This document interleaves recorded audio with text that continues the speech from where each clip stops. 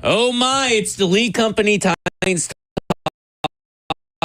Talkback. All you need is listening. Visit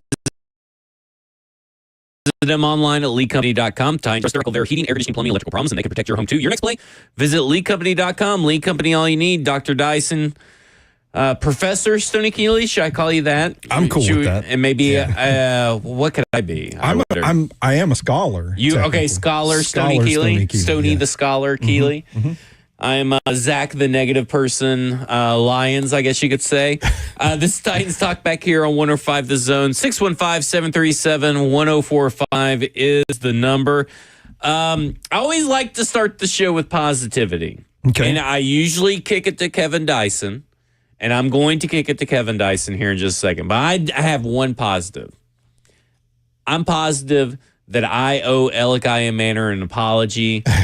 I have to say that I think he's turned into a bona fide stud wide receiver. Now, we'll see how the season keeps progressing, but he's been reliable. His route running has been pretty good.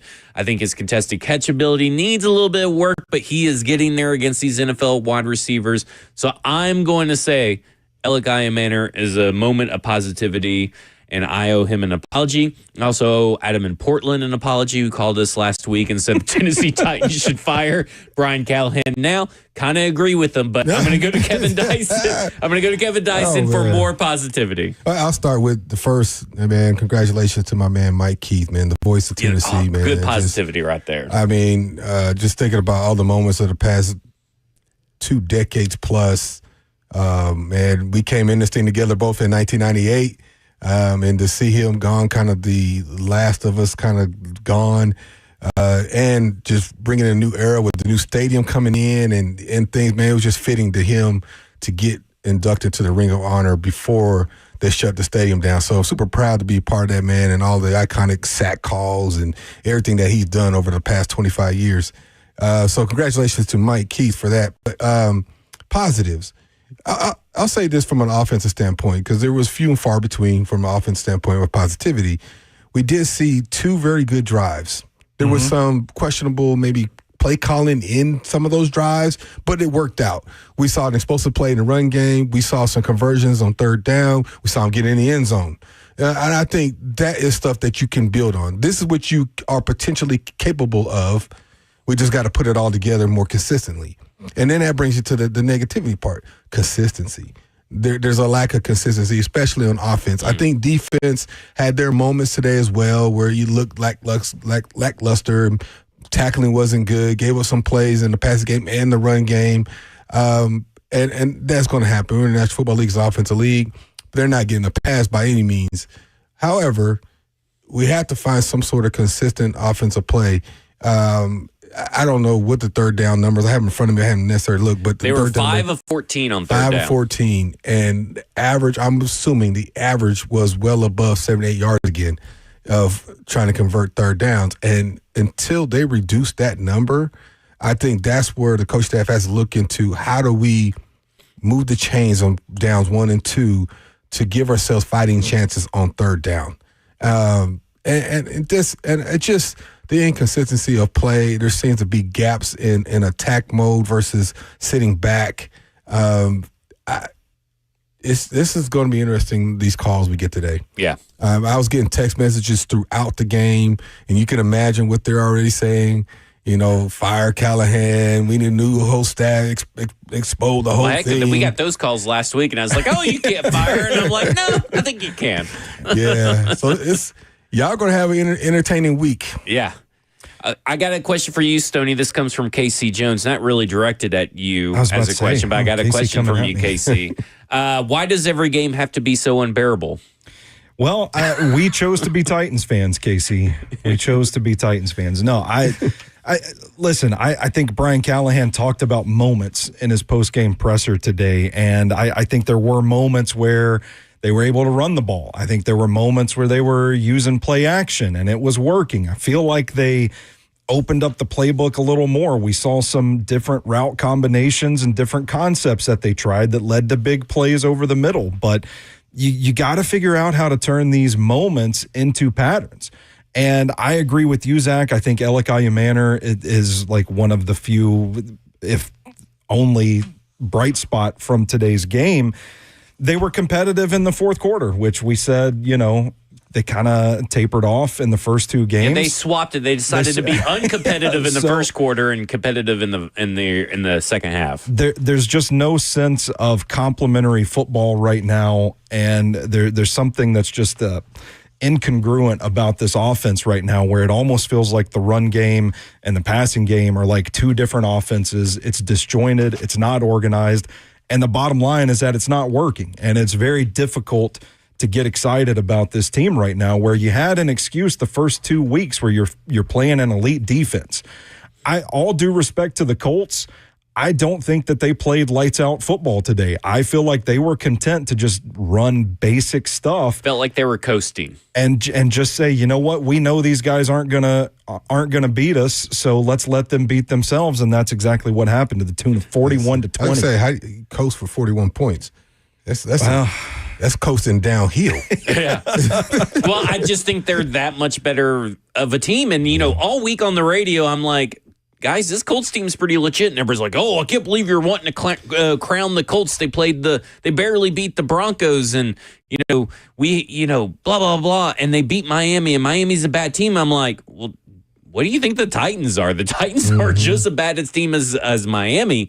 I mean, like, well, you're a bad team too. And everybody's like, you can't crown the Colts. And I'm like, I'm not crowning them. I just think, they're a better team than you are. That always interests me when people or fans say look who they beat. I'm like, I beat the team that's on my schedule. Yeah. Good, bad, or ugly, and different. Super Bowl champ, ex-champ, returning champ. It don't matter. I beat the guys in front of me. I'm 3-0. Yeah. And that's what they did. They took care of business as they should, and now they're 3-0. Yeah. You could say they played two bad teams, and then they played the Denver Broncos. And I don't even know what the Denver Broncos are right now, but I know that they kind of start out slow and then they turn it up. Yeah. Like, they're ultimately going to be considered a good team, but doesn't take anything away from what the Colts did. The Colts literally put out probably, how many bootlegs did they do today? There's a lot of misdirection. And bootlegs. because they knew that even Ross Tucker commented on it today on the broadcast, but he's like, they're running. I've never seen a team run so many bootlegs in a row. But they knew it was working against the Tennessee Titans defense. It's like the Tennessee Titans defense had never seen a bootleg before. And then when they had the chance to make a stop, they couldn't even make the stop. Yeah, I know the calls are going to be about Callahan and such. Are they going to be saying the same thing about Denard? Is that no. They hold, because Denard Wilson has such good press conferences. They think, these fans and listeners think that Denard Wilson's press conferences means he's a fantastic head coach candidate. I'll just put it bluntly. That's the only thing that he's done well on a consistent basis. Put together really great pressers. But, I mean, that don't win you games. And that doesn't mean you put guys in the right position and do all that. Like, Denard Wilson units have been, last year, the offense was so bad and the special teams was so bad, it made Denard Wilson's unit look much better than what it actually was. But, I mean, special teams is actually the only well-coached, consistent performing unit on this team. That is what a well-coached unit is supposed to look like. Denard Wilson's unit does not look like that, and neither does Brian Callahan's. And for all those that were going to call for Denard Wilson to be head coach, I mean, pressers don't win you games. I'm sorry. I said the same thing about Mike Vrabel when he was hired. When he got hired, he had notoriously bad press conferences. I don't think it really got better. But I can remember many people in media saying, well, he's going to be a bad head coach because he had all these bad pressers, and then he went out and won a bunch of games. Sorry, press conferences don't win you games. No. And it felt like this is another case where it felt like Shane Steichen and company knew exactly what the Titans were going to try to do. They knew this was wanted to be an aggressive scheme. So these guys were getting in gaps, and then the offensive linemen were just turning around and pushing them to the left. And the play was going to the right. Daniel Jones was rolling out right. And they just did it over and over. And it's like nobody stepped in to say, hey, guys, maybe we need to back off of this a little bit. And it's really difficult to get into a rhythm, to get stops when a team's just doing the same thing over and over and you can't stop it. Well, when I hear this kind of stuff from y'all's perspective, this is what comes to my mind from strategist / coach / player. Typically, that means there's a tendency that you're giving that allows for this consistent of play calling to happen. So there must be something that you're doing formationally or logistically, meaning if we slide this way, you are shifting this way, so it makes us able to do. You see what I'm saying? There's something. Yes, because we talked about that. What was it? The screenplays today. It seemed like the Colts were just always there. Yeah. So there's something that you're tipping your hat to that is allowing them, and they're smart people too on both sides, right? And so there's something that you have that's a very good play caller is almost like a musician. You really know what you're trying to get to, but you find ways to hide to get it there, and you hide your tendencies, but you're still trying to get to the end result, which whatever it might be. You know, it might be a power, it might be play action, or whatever we're talking about. But it seems, based on what you guys are saying and what fans are thinking, that based on that summation, there's this tendency that is out there that they're picking up on, and the Titans are just, this is what we do. Yeah. So to speak. That's what it feels like. Yeah. That's what it feels like. And some of that too. And again, let me play both sides of the fence just for a second. Players play, right? Regardless of what I call as the play caller, it's your responsibility to play.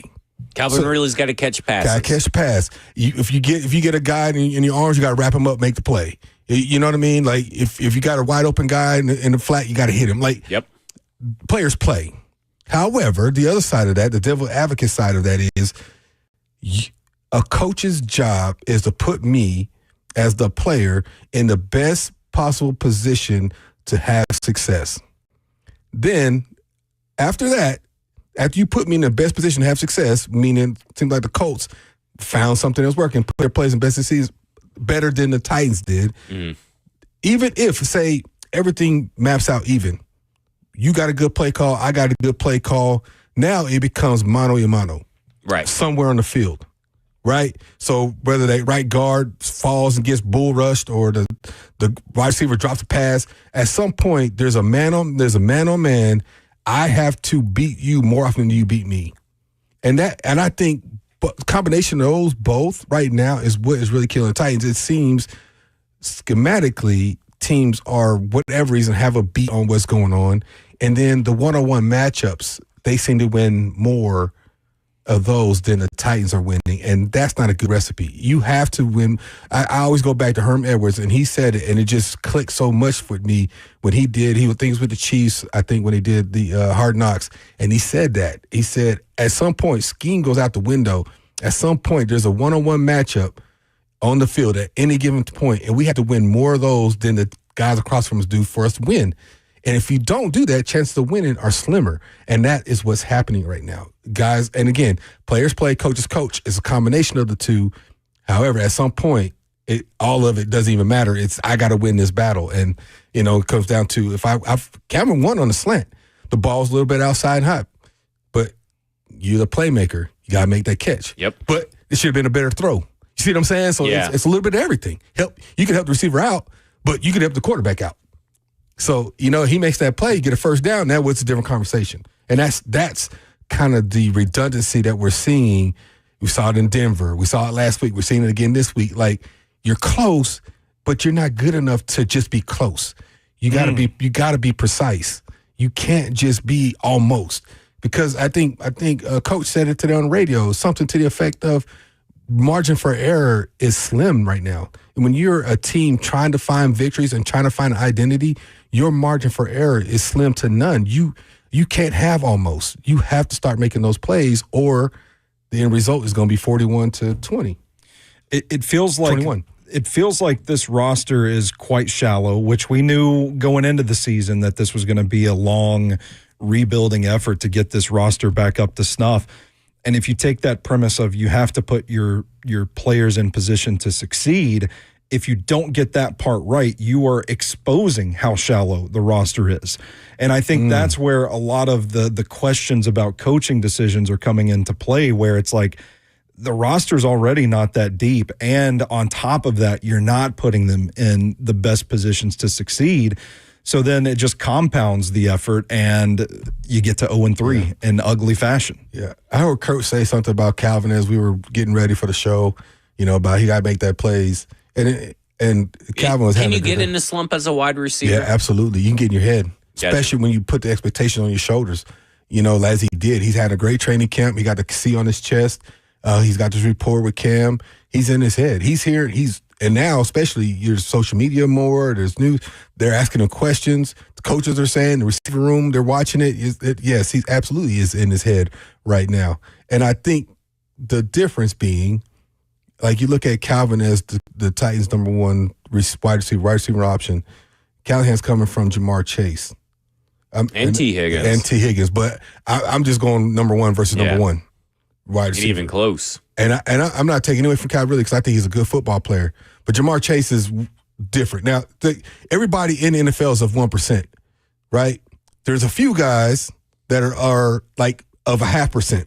Jamar Chase is of that 0.5%, right? Like there's some guys, everybody that's in the NFL, they're of 1% for a reason. Like they're all talented to a certain degree, right? But there are guys that are a little bit more talented than the talented. I hope that makes sense. Yeah. And Jamar Chase is a little more talented than the talented. And I think everybody would agree with that. And so that expectation is a little bit different. You know what I'm saying? And I also think you give Jamar Chase a little bit more grace. Why? If he dropped that slant, I should say, you give him the grace. Because why? Because he's going to make up for it later. Mm-hmm. I think right now people are losing confidence, and maybe Calvin is losing a little confidence. I don't know. I don't speak for that man. And he might be losing confidence in his ability to make that play. What it's going to take, and I've been there. I've been in that, oh, my God. It takes a big play, a big catch to get that out, and now your energy level's up. And sometimes we saw it last year. I forget what game was that. And he got fed. He got his confidence going early, and he got in a rhythm early. He ended up having a big game. Who was that? Was it one of the Jags games? I can't remember what game it was. He had a big game. Detroit. I think it was Detroit. And he had a big game up there. I think it was Detroit. And it was like he got him involved early. He had rhythm. And we were like, well, he does have the ability. And Callahan kind of mentioned that, like we got him involved early, got him going, and boom, boom, boom. And I think that's what Calvin needs. And I'm saying all that to say that right now, from a play caller standpoint, is you're thinking about talent for talent, mano a mano. There is a difference in some positions and some talent. I think you always, to your point, Zach, like depth in certain positions is definitely something that they got to address, and I'm sure they're thinking about it too. They're having these conversations way more than we are. Promise you. Well, let's go to the phones, but first, Fusion Site is the Titans provider of top-of-the-line VIP restroom, trailer, and roll-off dumpster needs. Fusion Site, Nashville's MVP. Visit fusionsite.com to learn more. All right, let's go to the phones. Let's go to Dre. Dre, you're on with Titans Talkback. Hey, how y'all doing? Doing good. How are you? Good. Look, I don't want to point any fingers, but I just want to talk about the drive right before halftime. The defense held up, got the ball back, and it was 2 minutes left. We was in good position to score. It seemed like Callahan just rolled over and just wanted to accept the field goal. Like, why does that have to be the first thing that we do? Like, we was in good position. They tried to run the clock out, and it backfired on them. You know what I mean? Like, when are we going to start, like, taking shots? Like, for instance, it was 4th and 1, too. No, I think maybe 2nd and 1 or something. And he ended up running it instead of trying to throw the ball. You know what I mean? You have to keep them guessing. And today, Indianapolis, with those play fakes, those play actions, we was on skates. They were cutting grass. Jonathan Taylor was cutting grass today. All day he was cutting grass. Like, it's what do y'all think? I agree with you, Dre. I think that there needs to be an investigation launched into whether Callahan has Joey Sly on a fantasy football team somewhere. Because this is ridiculous. I mean, he plays so much for the field goal, and his big thing going into half, he even said it today, going into halftime, was like, we're just trying to get the points. We're trying to take points. And I'm like, dude, you got to coach like you have nothing to lose. I've been saying this since the start of the game, or start of week 1, is like, you have at this point, you probably have already lost it. So you might as well just coach like you have nothing to lose and go for it. And this idea, I'm sorry, you are the head coach of an NFL team. We saw a glimpse of this in a smaller scale on the Elikai Manor elbow catch. But I don't care who's in your ears. You make the decision. And the fact that he today said that we had a lot of back and forth about whether we were going to go for it or not. Who's we?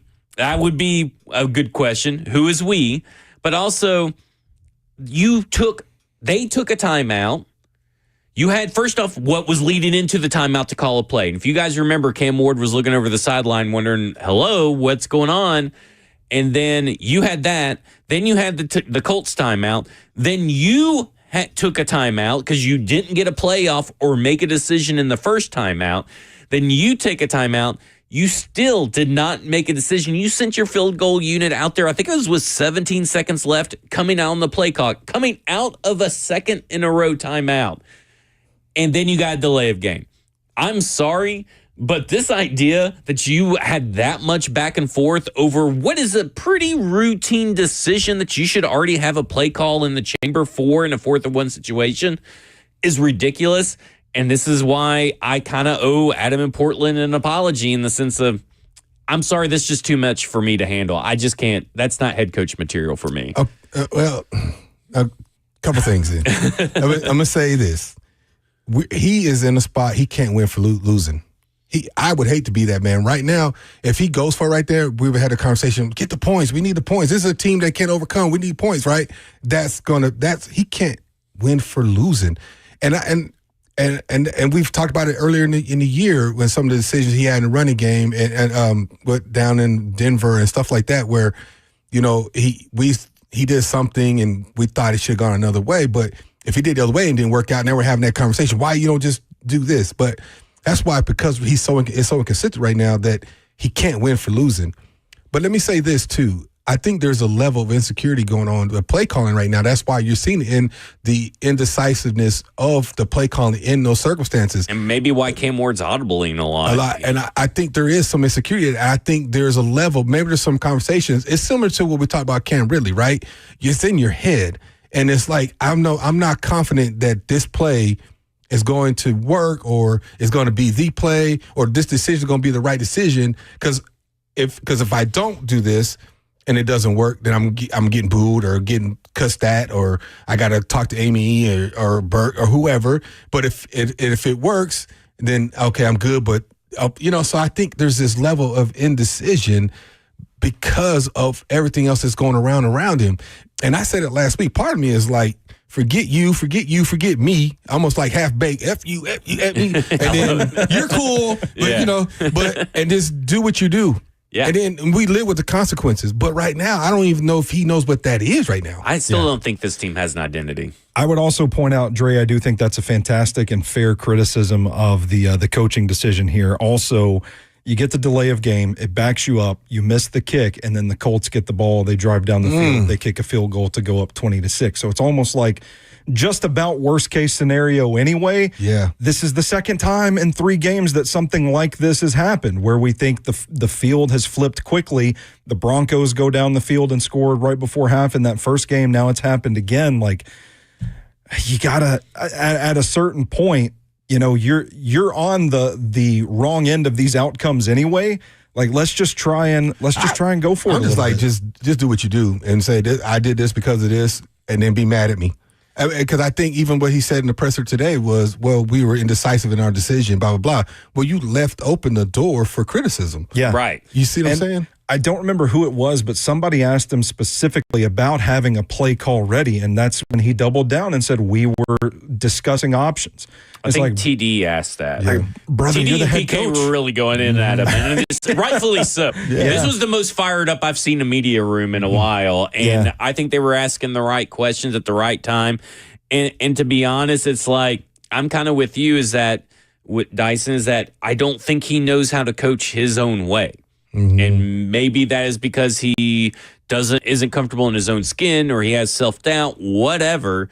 But if you want to be, Blaine said this earlier on, I think it was Blaine. I don't know if it was you or Stoney or Blaine this week, said, if you want to be an air raid offense, be an air raid offense. Yeah, that was me. Like, whatever you want to be, just be it. Yeah, and then don't make excuses for it after the fact, because at least we know now what your identity is. If you want to be an air raid offense and throw 50 times a game, we understand that with that comes sacks, pressures, and all that drops.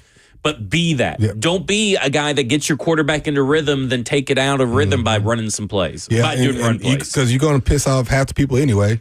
You're going in the other half, and then you go. So, and that's why I say there's that level of he's damned if you do, damned if you don't. With him, he can't be right. But I think it would be more acceptable if people, if to your point, Zach, just if that's what you're going to do it.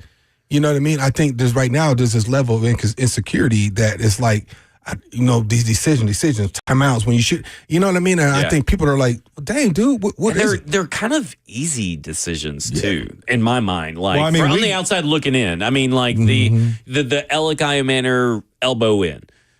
Take a timeout if you need time to do it. There was one where he should have took a timeout at some point, but he decided not to and let the clock run down on a miscommunication. But then there was also, I'm talking about, 4th and 1. We were sitting there saying, okay, you obviously ran it on 3rd and 1 or 3rd and 2 or whatever it was, because you're going to run it on 4th and 1, or you're going to go for it, which is fine if you're going to go for it. And then all this confusion, I'm like, which also I just don't understand it. Also goes back to, if you're not going to go for it on 4th and 1, then why didn't you run it? Why'd you run it on the 3rd down play right before it? Yeah. Like, there's just, I don't know. Incongruence. Incongruence is a great word. Let's go to Terrell. Terrell, you're on with Titans Talkback. What's up, Professor, Doctor, Scholar? Nice to talk to y'all. Yeah, I like it.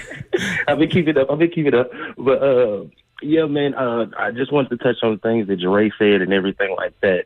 And like Doctor said, it's for lack of better terms, is damned if you do, damned if you don't. But the thing about it that I think is that when he picks a side on whether he does or whether he doesn't, he still fails. And when you still fail and you still come back and you're all confused and you don't know what's going on, it's like, come on, man, you the head coach. And like you said, why you got all these people in your ear? You the man. Put your foot down and say, hey, this is what we doing. This is what we going with. I don't care if you run 4 verts on 4th and 1. Do it. Just do it.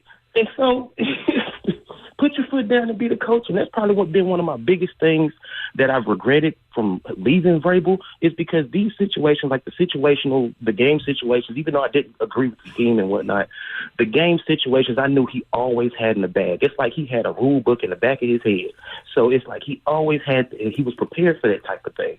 But once again, like y'all mentioned, this ain't the WWE. We don't need nobody that's good at promos and pressers and stuff. So I don't agree with the Bernard thing as far as passing it on. If anything, give it to Bones and let him run it.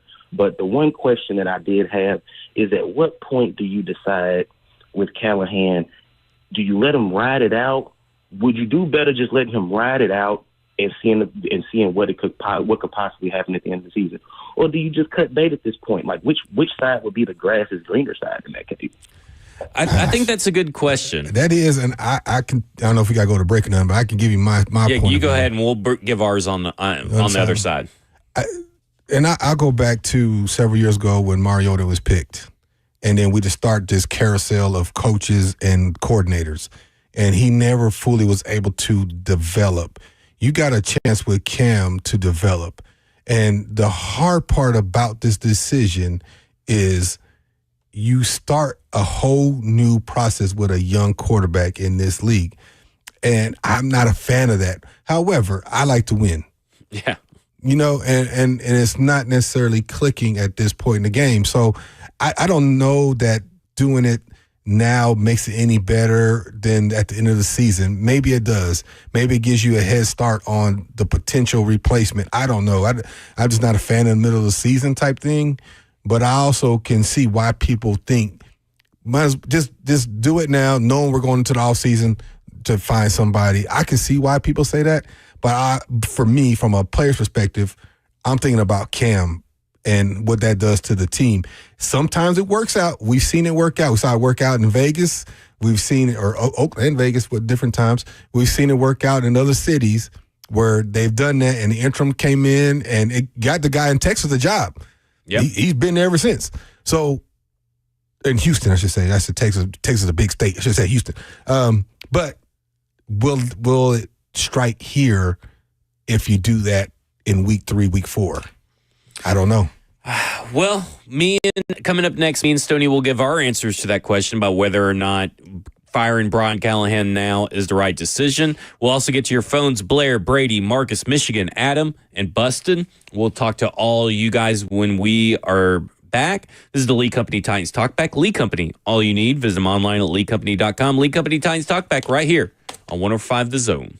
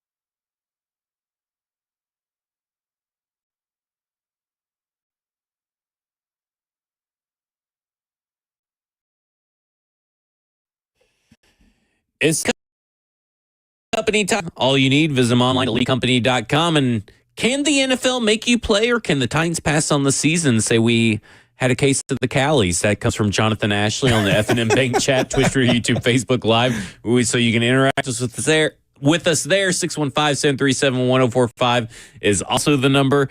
Okay, so we had Terrell ask, do you ride it out with Callahan? Do you fire Callahan? And last week I said, you just need to ride it out. I mean, nobody else can do anything with this roster. And then the Titans have regressed each and every week. They have played outside of special teams, which is the only consistency of this team.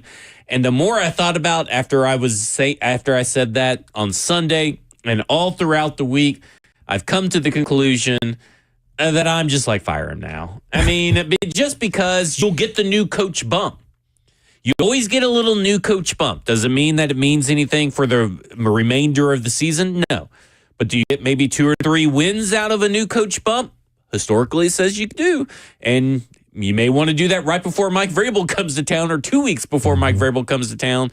Because right now, I don't know if you beat the Texans. I don't know if you beat the Cardinals.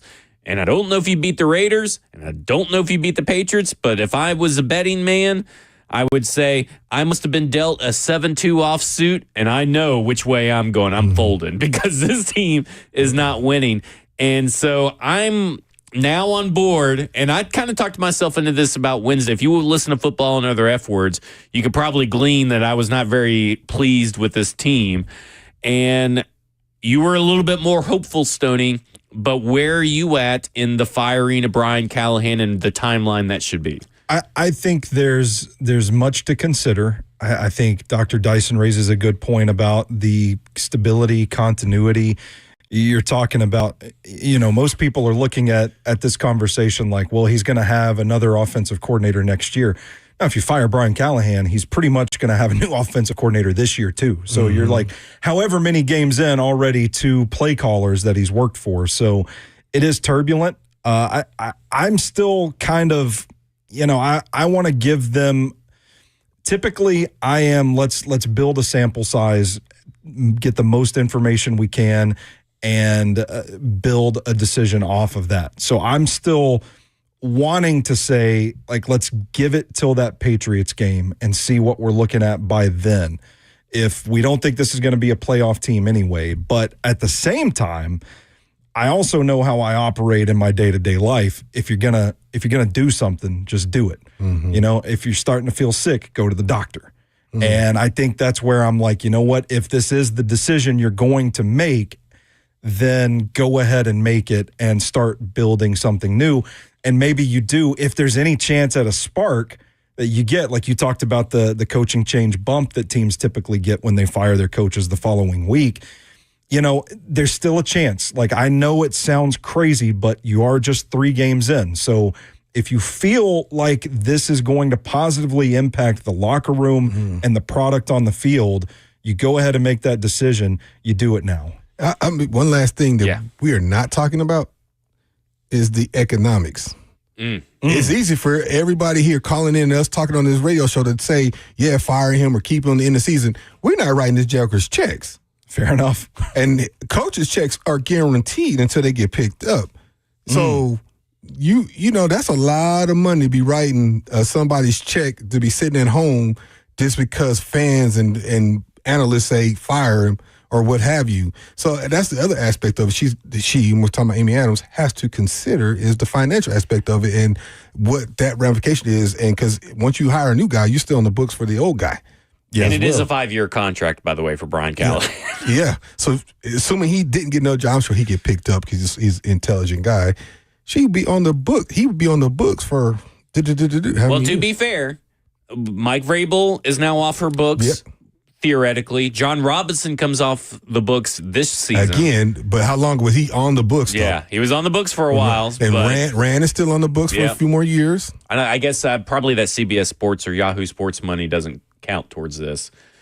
But I don't know, 5-year contract, that kind of. But that's the part where everybody's sad, because it's not their money. It's like playing Monopoly. I could do what I want to do. I can gamble or whatever. But when it's your money, that's a little different than saying he's fired. Yeah. You see what I'm saying? That's a big deal. That's a lot of millions of dollars that a lot of us don't have. Yeah. Matter of fact, none of us have. I don't have Amy Adams' trunk money. No. I think today went about as poorly as it possibly could have gone. And I think that's the one thing that might swing patience into action. Yeah. She's shown that before. She has shown that before. You would hope that Zach Taylor would immediately give Brian Callahan a job if you were like the Titans firing him. Zach Taylor might not have a job. That's true. That's true. Yeah. Titans end up hiring Zach Taylor, and he ends up bringing Brian Callahan as offensive coordinator. Oh, boy. How's that going to go over with the Just fan hire base? Mike Mularkey. I think we're all in agreement. It's for a Super Bowl. Yeah. They've been to him. I think we're all in agreement. Mike Mularkey, bring him back. Give him a call. See what he's doing. Let's see what he's doing. All right, let's go to Blair. Blair, you're on with Titans Talkback. Hey, guys. I was at the game today, and I felt really bad for Mike Keith that he walked out on the field with boos, and I think the boos were definitely for Callahan after the 2 timeouts and 4th and 1 going to 4th and 5. But I thought it was also really interesting that Amy Adams didn't introduce Mike Keith into the Ring of Honor. And I just think that's our biggest problem. And Dr. Dyson, you asked the question during that, who all was here at the Music City Miracle, and I was in law school at the time. It was one of the biggest highlights of my life, and I thank you for that. But I really just wonder if the common denominator through all of the Titans not playing well is the ownership. And the fact that she didn't announce Mike Keith, to me, spoke volumes. And I just wanted to see what you guys thought about that. Thanks, Blair. Honestly, I didn't even think nothing of it. I just thought that was part of the situation. Burt was going to do it. Burt was an interesting choice, I thought. I mean, like, I know he's been there for, 10 years? Yeah. But not Amy, who's the owner. I thought that was just a little odd. Yeah, I was so worried about what the heck I was going to say in front of thousands of people. I wasn't even thinking nothing of it, honestly. I have a hard time blaming the ownership for the players, but I do have, I guess you could say, well, she hired the people that evaluated the players or in charge of the evaluation of the players, and then she also hired the head coach, and then she fired the people. Like, kind of the players are an Amy issue if you really want to, like, dissect it. But at the end of the day, an owner's an owner. She's just trying to make decisions, and maybe she's made the incorrect ones, but I'm not going to blame her for the players, but I'll definitely blame her for this whole mess that's kind of created between, you kept Mike Vrabel when you maybe a little bit longer than you should have, and you didn't want to give him power, and you knew that he wanted power, and then you hired Ren Carthon, who you knew he didn't want, and then you fired Mike Vrabel, then you kept Ren Carthon, who you knew wasn't likely going to be a good GM, and then you hired Brian Callahan, then you fired Ren Carthon instead, and then you didn't fire Brian Callahan, you kept him on, and like you just created this whole organizational mess. And we didn't even mention the promotion of Chad Brinker 2 times in 2 years among losing football seasons. So at the same time, that is a her thing. So we do have to put at least that blame on her for sure.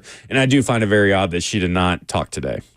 Yeah, I think it's fair to question the track record over the last few years. I think it's fair to wonder who is a part of the football decisions that this organization is making from the top down. And we know who they tell us it is, but I don't know if that actually is. And I think this 0-3 is about as awful of a start as it could get. And so with that precedent of so much change and turmoil being set, it just kind of makes you wonder where the patience level is at, and if this is going to be another instance where we're talking about another overhaul at the end of another season.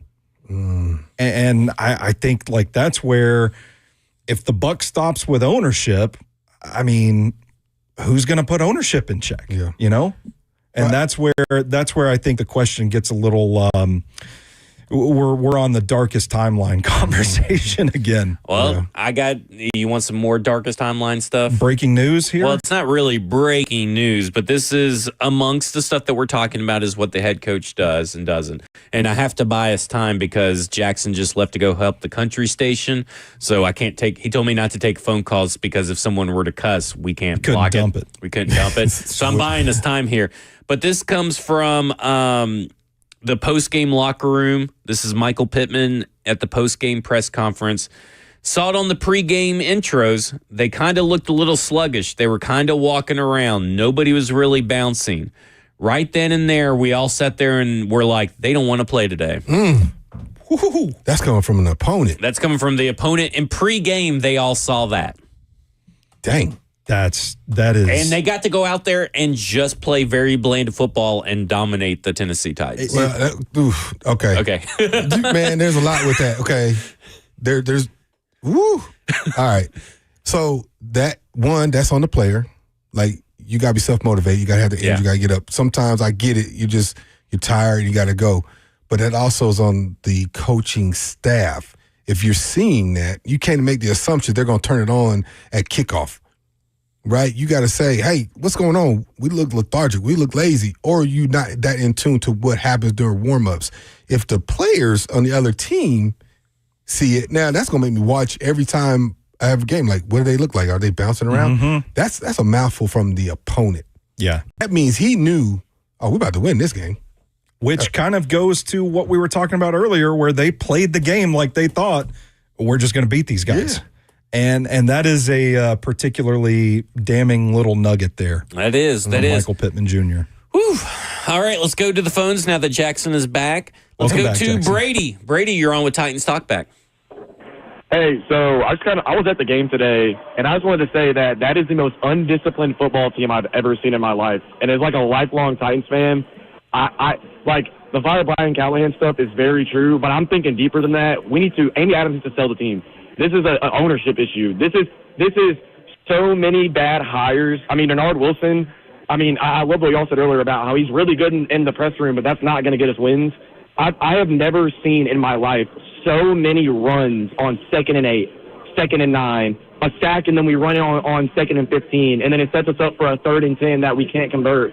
And it goes down to practice. Like, we are undisciplined. Like, we are the most penalized team in the NFL, and I don't know. I'm very hopeful as a fan. Like, I'm a huge Cam Ward guy. I love him as a quarterback, but it's gotten to the point to where we need to clear house. And before this, I have season tickets for the new stadium, and it's like, as a season ticket holder, I don't want to pay money for a team that is just going to play like that. Like, we don't look like we want to win games. Like, we look like we are just out there to be there because we have a paycheck to pay. And it's kind of ridiculous. I don't care about the money. I will happily be broke if it means we get rid of Callahan. I do not care. I'd rather be broke and prideful than rich and have him as a coach. I mean, it's hard to disagree. Going back to the quote of Michael Pittman just real quick. I saw it on the pregame intros. They kind of looked a little sluggish. They were kind of walking around. Nobody was really bouncing. Right then and there, we all sat there and were like, they don't even want to play today. And that brings me to a point where he talks about maybe firing everyone. That may be a little impossible. You can't fire an NFL owner, really. NFL would have to step in and say, gross negligence. Well, that's what I'm saying. Who's putting ownership in check? Yeah, so there's nothing to really do besides just voice or not show up to games. That's how you hurt the owners. Like, that's how you make them do that. But I looked at a team today that just seemed like it looked like they just rolled out of bed and they were like, okay, and they got the playbook this morning. Like, that's what that team looked like on defense. It's what it looked like on offense. It looked like nobody was on the same page. Nobody knew their assignments. And yes, it's up to players to know that stuff, but it kind of looked like a team that wasn't even coached all week. And I guess who said it today? Was it Lucas? Who'd you hear today say that if someone got a penalty, they had to run sprints? They were talking about it on the broadcast. It was the sideline reporter that said If they committed a penalty in practice leading up to the game, the team would have to do push-ups, and the person that committed the penalty would have to sit and watch his teammates. And I jokingly said, that sounds like a team that maybe instead of practicing, they spent all week just running sprints because it didn't look like they practiced this week. For whatever reason, that's just the feeling I got, like just the low energy stuff. But to me, if my opponent is saying that about me, it is visibly noticeable. Yeah. Like if they say, man, they don't even want to be out here today. We about to dog them. That you know what I mean? I don't know if I've ever been in there and I looked at the side and I thought, I don't think Charles Woodson is ready today. I'm about to kill him. Ooh, what's Champ Bailey doing? I've never looked over there and see how they're. I'm watching them warm up. I'm trying to see how their body moves, how they're pressing, I'm trying to see if they're limping. I do all that kind of stuff. We all look at each other, see what edge we can get. But I don't know if I've ever looked over and said, "Ooh, he's not ready today. Hey, I'm about to murder this guy." Like I've never looked over there, and he said that. So he said that not just amongst themselves, publicly. Yeah. And that is what is disheartening. Is that even if it's not true, even if that's just his perception, that carried weight on the other side of that team and fueled them a little bit more than the other. And so that gave them this, oh man, we're about to beat them because of what they perceived, whether it's true or not, they perceived it. That made it true for them. So they already knew they were going to win. Yeah. What do you think the attendance was like today, Dr. Dyson? With a whole 69, 68, 7-ish, I would say, because it's hard to say with the club levels because people are inside now. Yeah, sure. But definitely was noticeable that there was a lot of blue seats on the top level. So that's what we were seeing some photos that some of our friends in the press box were taking and sending us like right before kickoff saying, wow, this is looking kind of iffy today. And to Brady's point, which I think is good, is like this is the second home game of the season. And we're already talking about, attendance looks kind of iffy. And then the people that are there are booing. Well, I mean, you're already on to the draft.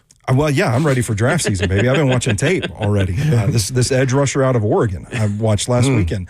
But to Brady's point, like these are things where like I feel like just the vibes I'm getting from Twitter, I think Brady speaks for a lot of fans where it's like we're willing to speak with our money. And if it gets to that point where attendance starts shrinking more than it has already and the boos are out every single home game, and it's going to be really difficult to defend that moving forward. Me as a former player, man, I hate to hear and see that because we're in a market, we're talking about bigger markets. You're fortunate to have a team. There's only 32 cities with the team. Well, 31 cities with the team. And if stuff like that happens, we saw what happened in Houston, how they even over here in the first place, right? Attendance was down and all the different things. And then they went to the next city that was excited and happy to have a team. And I think there's a level of that's your team, you stick with them. But also there's a level of, everything's expensive. Inflation is real. There's better ways to spend a Sunday. I can support my team. Yeah. And they're still my team. I can sit at home in front of a TV that I'm streaming and paying XYZ dollars to stream anyway to watch it instead of going there and pay however many dollars for a beer, And so I get that, but I also warn people to be like, man, listen, it's not like there's an NFL franchise in every city, right? So don't take it for granted either. Yeah. All right, coming up next, we're going to go to Marcus, Michigan, Adam, Buston, Terry, Mike, and Dan, 615-737-1045. Lee Company, all you need. Visit them online at leecompany.com. Lee Company Titans Talkback right here on 1045 The Zone.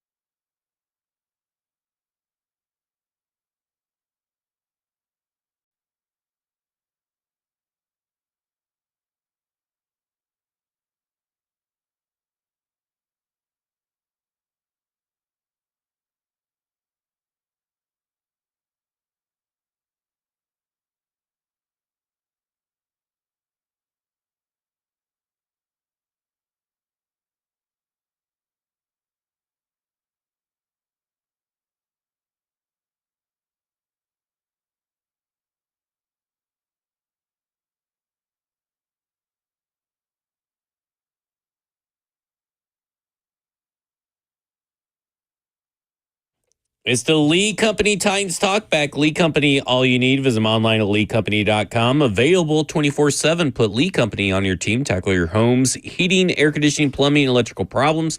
Schedule online at leecompany.com. Lee Company, all you need. Hey, Kroger Sacks for Cash. Tennessee Titans had no sacks today, but guess what? Kroger is still donating and on pace to do $600 for Kroger's donation to Second Harvest Food Bank of Middle Tennessee. Every time the Titans sack the opposing team's quarterback, Kroger donates $100 Second Harvest Food Bank of Middle Tennessee from Kroger. Through its Zero Hunger, Zero Waste plan, Kroger is committed to creating communities free of hunger and waste. Kroger's official tailgate headquarters of the Tennessee Titans, and try Boost by Kroger Plus for free pickup and delivery plus 2 times the fuel points with your membership. Start your free trial today at Kroger.com. Pay as low as 1 cent per gallon when you redeem fuel points by using your shopper's card. Every $100 gets you 10 cents off per gallon. Exclusions apply. Visit Kroger.com for details. Shopper's card. I don't know why that throws me off every time. Don't get it. Words are hard sometimes. Words are hard. For whatever reason, that combo of words gets me every time. Let's go to the phones where we want to hear your combo of words. Let's start with Marcus in Nashville. Marcus, you're on with Titans Talkback. What's going on, y'all? What's going on? What's up, Marcus? All right, so listen, I was at the game, right? Now, before the game, I went live and I said, well, I'm going to tell y'all right now that we got to play a perfect game. I'm talking about there can't be no glitches, no worry, nothing. We can't have a penalty or nothing. We're going to have to play a perfect game because these folks ain't even playing the ball until today. That's one thing we can look up as civilized. We made them punt the ball. All right? But the first thing that happened, as soon as we started playing, the first play, Cap Ward throws the interception. I said, we lost the game right now, you know? All right, then we started coming back. And then then the halftime come up. Now, we take 2 timeouts. And then, like I said, then we get a penalty. And I'm like, well, if you take 2 timeouts and then get a delay of game, that's like getting fired on your day off. That's how I look at it. You got to be a stupid to get fired on your day off. But yeah, that happened. And then like y'all talking about firing people and stuff like that. Man, we owe too many people money. We already in the ring with everybody. So I don't know what to do in this situation. But it's like the first game we played, we didn't really get no yards because we had more penalty yards than we had any offensive yards. Shocking like a licky. All I want to do is like, I don't know, man. It's like, okay, yeah, we find somebody again. That makes us look like we tough. But then look at the same thing that happened to us today. What goes around comes around. Derrick Henry, he used to stiff all people to the ground. Look what that boy did to us today. And then he hopped over people and everything. I was like, boy, if they didn't look at Derrick Henry on us, oh, Lord Jesus. Pray for our team. Pray for our team, Jesus. But I don't know what else to say. That's all. Man. All right, shakalaka indeed, Marcus. Shakalaka licky indeed. I don't know what to tell Marcus. Marcus going through it. I don't have any answers. Sometimes we just let him vent. You just gotta let him vent. What we're supposed to do? What are we supposed to do right now? Just woosah. Hey, rake the sand. You said it though. It's already in the red. It's hard to just explode and implode the whole thing, man. I get it. I'm not writing the checks. Yep. I don't know how I'd feel if I got multi-millions out there that I'm saying just get rid of and, like it's nothing. Yeah, and I got a rookie quarterback. You maybe thought you were going to take some lumps anyway. Who knows? I don't know. Yeah. But they did have 8 more penalties today. And so what's that bring to number 2? Not including, that would be 31. But that's not including the several penalties that the Colts declined. Yeah. That number's still down from last week, so progress. So they went from 13 to 10 to now 8. There we go. Yeah. There we go. So there we go. There we go. I love that positivity, Stoney. That's it. There it is. The positivity over there from Stoney Keeley. We're only committed 8 penalties this time. All right, let's go to Michigan. Michigan, you're on with Titans Talkback. I got to tell you guys, Marcus needs to do what I do after every game, which is walk to 2nd Avenue and have some Matheson's ice cream. That's what I would do. Because that's the only thing that's going to put you in a better mood. Dr. Dyson, first of all, you looked wonderful down there on the field. My man was looking crisp. I liked your speech. And it had to have been hot down there because up in 335, I felt like an extra film in the movie Predator. So I know it must have been that. I'd like to die in that suit, man. I was like, I asked, could I just wear my T-shirt? Like everybody else had jackets on. Man. You guys did a lot of my material, which is fine. I didn't mind that. But I'm going to say a couple things because, Dr. Dyson, you spoke to some real truths. It's almost like you know how to educate people for a living when you talk. But you said it's easy to say get rid of everybody because it's not your money. I've had the privilege to run some businesses, be around some very, very wealthy people. I'm going to tell you the one thing that wealthy people hate more than anything, even more than losing money, is looking foolish. And if you think it doesn't look foolish to fire the head coach that's left behind from the general manager that you chose over the guy who basically took the franchise to its highest highs for the most part, outside of the one Super Bowl year over a consistent period of time. If you think that wouldn't make a rich person feel foolish to do that, if there's an NFL owners group chat, people are just atting her and she's leaving them unread because she doesn't love what's being said. So I don't believe for a second he's going to be gone tomorrow. I think that is a lot of people around Nashville going to their favorite hookah bar and lining up some finest hopium, because that is not happening. That ain't happening tomorrow or next week. It's gonna. If you get to 0-7, if Rabel comes in here and Drake May, does the Russell Wilson invitation from last week, then you got a problem. But I don't think he's going anywhere right away. I will say the other thing I want to respond to that you said is if you let him go now, it stunts the development of your young quarterback. I like you saying that. I don't necessarily disagree. But this guy's now put a couple of decisions on tape, including in the fourth quarter today, challenging a 1-yard spot down by 3 scores. Oh, we haven't even talked about that. You have got to be kidding me. I was the guy behind me, the poor guy with his 8-year-old son. I kid you not, this is real. Said, "Dad, why are we still here?" And the dad said, "Because I want you to learn what losing is like." Poor child. This 8-year-old is, I've seen some Titan stuff, right? I've seen some stuff in this building, but we're subjecting 8-year-old children to corporal punishment out here. I don't know how many more weeks of this guy we can take. Aside from Brock Osweiler getting his contract from the Texans, I'm not sure there's been a bigger Lufthansa heist in the NFL than this guy as a coach. He is just unqualified. I don't think he's a bad person. I'm not going to say incompetent, but I've run businesses. I've met people who had jobs they weren't qualified for reasons other than they were qualified for them. And they get found out. And this is the ultimate get found out business, the National Football League. I love you guys. I'm out. All right, thanks. This is why I love this show. Yeah. They're very knowledgeable and on point, and he was very poignant. And it's, again, as he talked about, it's easy for us to talk about all this stuff because it ain't our money. However, like you said, the worst thing you can do to anybody with money make me look like a fool.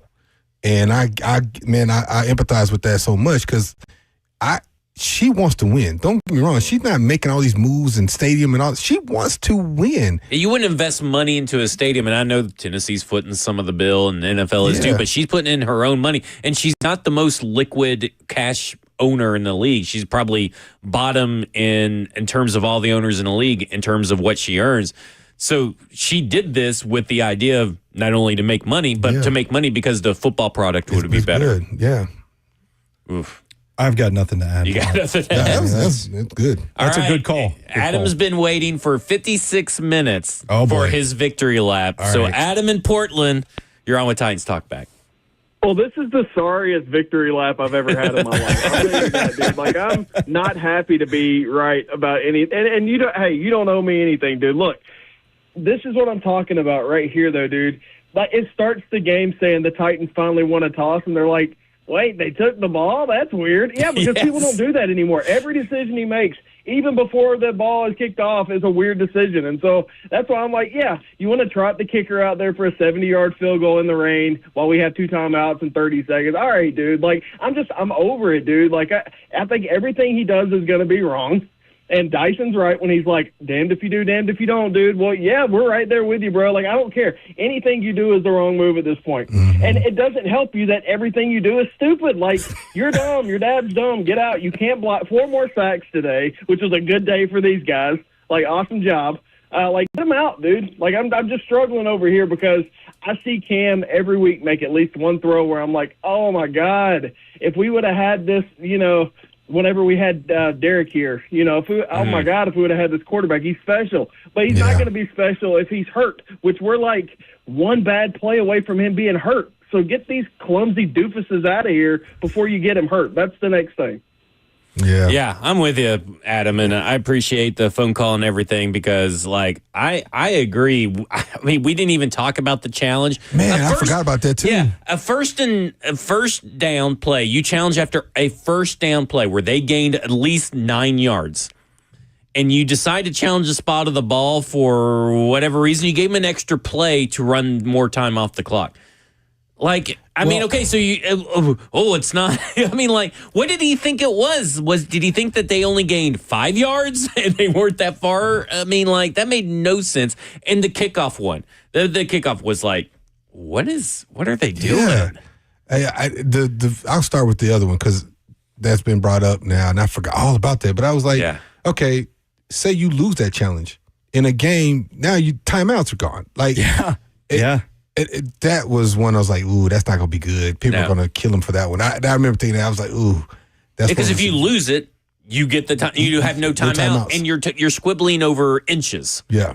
And I think if you widen the sample size here, look at the total body of work. It's that you're going to challenge that, but you're not going to challenge that Elikaya catch at the sideline. Exactly and it's like Adam said. What I guess I said is he can't make the right decision. I think it's to the point now. We just wanted to see consistent decisions. Yeah. Obviously to the positive, but something, Well, I mean, was he going back and forth with whoever's the Wizard of Oz in his ears over all these plays? Like, at some point, you have to cut through the noise and make your own decisions. And if I don't see the benefit of challenging a half yard of difference on a first down play when you're just giving them an extra yard to do it, and you haven't been able to stop them on short yardage situations anyway. If you were routinely stopping them in these short yardage situations, I get it. But you weren't. I mean, they I don't know what play they caught. I think it was just a Jonathan Taylor run, but they could have got that with the Daniel Jones quarterback sneak because you couldn't even stop that. Like, there was nothing, there was no benefit to that other than stat padding your challenge win-loss ratio. Like, there was nothing. It's just stat padding. Is that a real thing, too? Yeah. Like, how many challenges do you win as a head coach? That's the only thing I could think that he's doing, just stat padding. It's garbage time challenging. Yeah, and on the opening drive, to continue this theme of incongruence, it's like we've talked about the decisions almost like coaching for the field goals to not be aggressive, to want to protect your team, but then you go and you take the ball and you go out on offense to start the game. And what happens there, 1 yard Tony Pollard run, Cam Ward misses Calvin Ridley on second down, and then you have the pick six on third down. And now it's just a disastrous start altogether. Mm-hmm. We talk a lot about the middle eight, the last 4 minutes of the first half, the first 4 minutes of the second half. The Colts were in position to absolutely crush them in that middle eight because of the decision to go on offense early. They were driving late in the second quarter. They ended up only coming away with a field goal, but then they had the ball to start the second half. I mean, that could have been... And they only got 1 drive in the third quarter, whereas the Colts got 2 drives in the third quarter. So these decisions have ripple effects, and it just seems incongruent as to when the decision is made to be aggressive and when the decision is made to be conservative to protect your offense and not put them in dire situations. It's interesting. It's interesting. Okay, coming up next, we're going to go to Buston, Mike, Dan, Nate, Daniel. We got 2 Daniels and a Bo. So we may need I guess we'll do Daniel Mount Juliet first, then the other Daniel. Hopefully he's not Mount Juliet. This is the Lee Company Titans Talkback right here on 104.5 The Zone.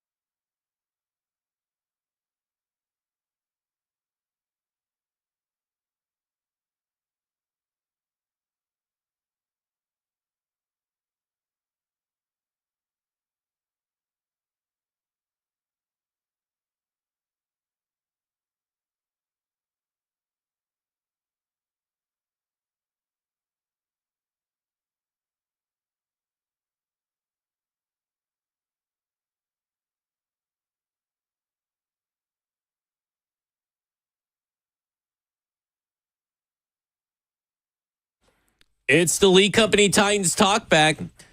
I'm Zach Lyons. I'm the nerd. We got the Dr. Kevin Dyson. We got the scholar Stoney Keeley. So look at that. Hey, there we go. all got nicknames. We all got fancy nicknames now. They said the professor, not the nerd. Yeah, well, I'm going to go with the nerd. I don't know if I want to be the professor. Yeah. That means I need a smoking jacket and maybe a pipe that I can smoke on. Yeah, love a good pipe every once in a while. There you go.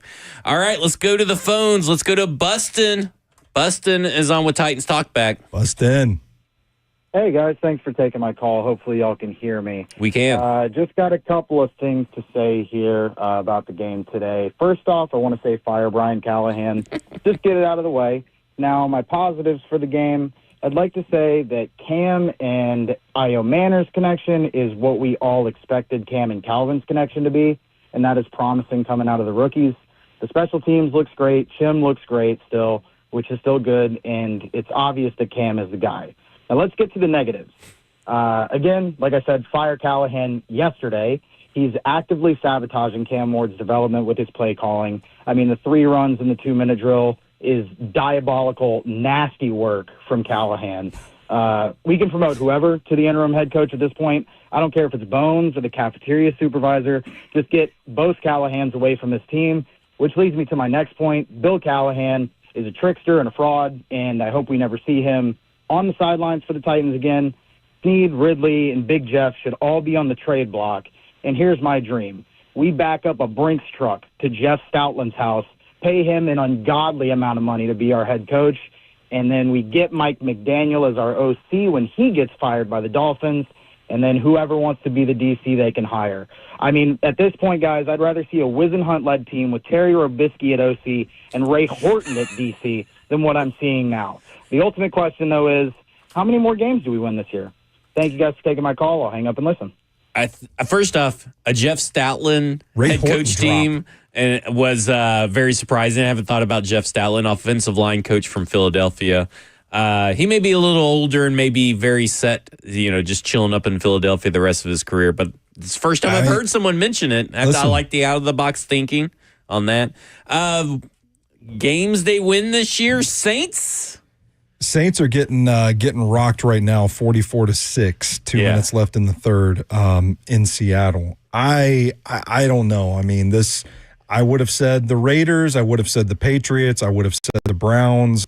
Things are looking quite a bit different now, and I don't know, man. I don't feel like there are any gimmies on this schedule unless this team starts turning things around. Yeah. No such thing as a gimme anyway, but fair enough. I'm going to give them 1 division win, maybe 2. There's still 1 or 2 of those way.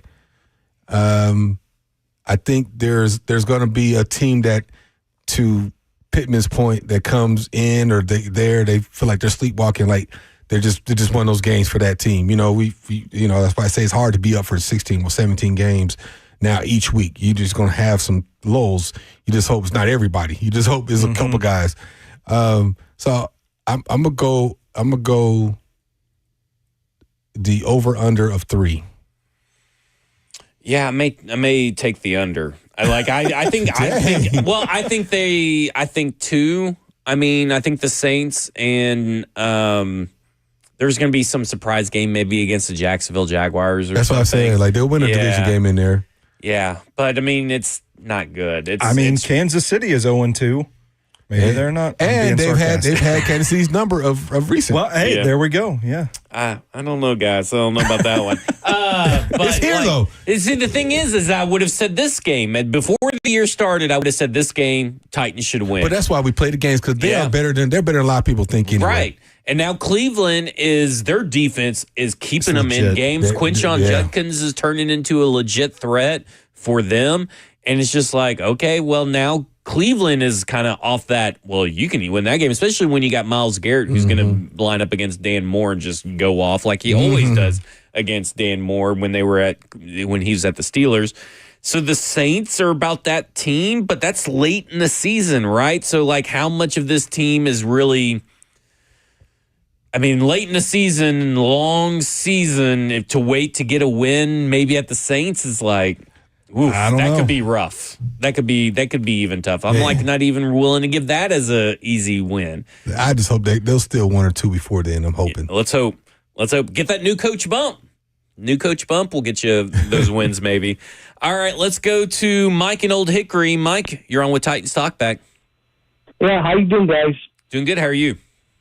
I did not go to the game. Did watch it on TV, and the reason I didn't is I wasn't going to pay the amount of money to buy the ticket, parking, peanuts, hot dogs, all that popcorn, beer, and everything, and then walk away after $500 and watch that travesty. I actually picked the Titans to win because I really feel that I thought that the morale was so bad in the locker room that they would come out against a rival, Indianapolis, and beat them. They didn't. They looked bad. They looked even worse. The only hope for this team is a Vince Lombardi type of coach. And I do not agree that Callahan ought to be fired right now. And Amy is not going to allow that now because she's going to look bad in front of Jerry Jones. Jerry Jones hasn't won a Super Bowl or a playoff in 28, 29 years, maybe one playoff in 28 years. So she's looking at him building that playpen. She's building her playpen. What I'm saying is that the only way we're going to turn this thing around is senior management. Amy is going to have to say, I need a Vince Lombardi coach that's going to come in here and kick ass. Otherwise, you know what, friends? We're going to be looking at many, many years of 0-17, 2-15, blah, blah, blah. It's just bad here. And so that's my opinion. Well, they appreciate the opinion, Mike. They had a Lombardi-esque mentality coach in Vrabel. Mm-hmm. Old school, possession, disciplinarian, defensive-minded coach. Yeah, and he started losing games when the roster started to deteriorate. Yeah, although Lombardi was an offensive guy. But still, that was kind of the mentality. I think, to me, what has been missing from a combination of two, Vrabel was too conservative, too defensive-oriented, too possession-driven, and but he was very skilled at the rules and game management. Him and Jeff Fisher, I think, are two of the best have been here to kind of do that. I think the blend between the two is what Vrabel didn't is when he didn't have Derrick Henry, even when he had him, it wasn't innovative offense. I think we were tired of the conservative, lackluster offense. If Derrick Henry wasn't here breaking these plays, it was kind of like, especially when they got rid of A.J. Brown. It was, you didn't have that explosiveness from the outside. And so there was, you're trying to find that blend of the two, and everybody thought, let's go offensive guy, right? And if all the people did, and we went to the offensive guy coming from a perennial powerhouse offense over the past 6 years-ish, 7 years probably, and you thought, okay, we touched the cloak, and maybe you have a similar response to what McVay left to go to L.A., what LaFleur left to go to Green Bay, left here to go to Green Bay, but left from L.A. to come here, them over. And my man in Philly, my man in Minnesota, who else has kind of done that? I wasn't a coordinator, but I'm the head coach now, and now look at me. And you thinking, does lightning strike here? It just hasn't worked. I'm going to say the words yet. Hopefully it does, because I'm a homer and I want the team to win. Sure. But I think it's a blend of the two. Having somebody come in here and just, you're doing it my way, blah, blah, blah, that's not going to work. The kids are they're built different, and they're making a lot more money than they were back in 67 compared to even 98. They're making a lot different money. So you have to entice them in a way that you have them prepared to play, one, but have them geared up, like excited. Like if I'm just sitting there running on first down, running second down as a receiver, I'm like, well, I ain't coming there. I'm not going there. So how you going to get a Jamar Chase-esque wide receiver when all you're doing is running on first and second down? Like, I don't see a whole lot of opportunities for me. Just real quick, the chat weighed in on how many games the Tennessee Titans will win. And Johnny Buck says, we won't win a game, but maybe another team will lose one against us. Just want to throw that out there. I like that perspective. Let me ask you this, because we're talking about Vrabel, we're talking about, coaching style or whatever. Do you feel that this offense has taken a dramatic leap from and a dramatic shift in philosophy away from what Mike Vrabel wanted to do? Do you think, Stoney, this has been modern enough? I think in design, yeah, sure. I think some of the stuff that this offense has put on tape is a stark contrast to what Mike Vrabel seemed to want to run. It's in the execution. And that's the thing, is like the give and take. I don't know the answer to this question, but it's, do you want the awesome timing passing offense that you can't really execute that well, or would you rather just have the simpler run-based offense that you can execute well? I think that's the give and take there. But I think on the surface, like it does feel like there's a lot of 11 personnel, 3 wide receivers on the field, a lot of shotgun, a lot of stuff. They're wanting to go out there and sling the ball around the yard. And I think philosophically speaking, it is a wide departure from what Mike Vrabel offenses did. What do you think? Do you think we have received what was promised to us theoretically, even though that he really never came out and said it, although he did say we would be efficient, we would avoid the 3rd and longs, we would be explosive. Haven't really seen a lot. Do you think that it's that dramatic of a shift from Vrabel from what we saw with him? No, it hasn't been. And part of the reason is inconsistent quarterback play, right? And not taking it away from Pollard, because I think he's a good football player. Plays hard. He plays hard. Is Derrick Henry's a Hall of Famer. Probably the hardest playing player out there right now. Right. He's been probably the best offensive player they've had, consistent at least, for the past 2 seasons. But Derrick Henry's a Hall of Famer. He's of that 0.5%. Yeah. You know what I'm saying? And right. No disrespect to Pollard, because I think he's one of the best football players in the National Football League. He's a good football player, but Derrick Henry's Derrick Henry. And so with that, it's hard to make that comparison to say, oh, we're going to be explosive when the weapons are a little bit different. You see what I'm saying? And he had Levis. Levis struggled. Now he's got a rookie quarterback. He's starting to struggle, although everybody's still positive about him, but he's starting to struggle a little bit. And part of that is that offensive line is struggling. Mm-hmm. And that's hard to be good for anybody, because it all starts up front.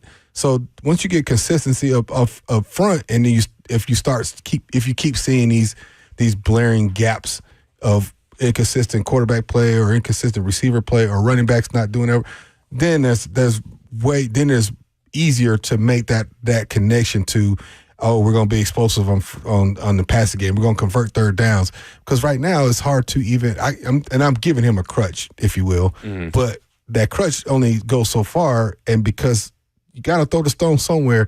Who said I want these guys and whatnot, and then they've had injuries. And that plays a part in that too. So, I think everybody across the board just has to just get a little better. And that's for lack of anything else to say, everybody has to play a little better. Yeah, that's for sure. Let's go to Dan, who wants to talk about Mike Keith. Dan, you're on with Titans Talkback. Hey. So I just kind of wanted to piggyback off of what a previous caller said about Amy not announcing Mike. And Kevin, I'm currently wearing a shirt that they were selling in the stadium, paying homage. My uncle, just a little background, my family has been here born and raised. My uncle used to do the orange sleeves on the Titans game. Probably a handful of people from when the Titans came here from Houston saw every single home game from the start to the end in person. So my family has seen it all, and I'm all about the Titans through thick and thin. My question is with Amy being almost noticing a pattern on not being there for major moments.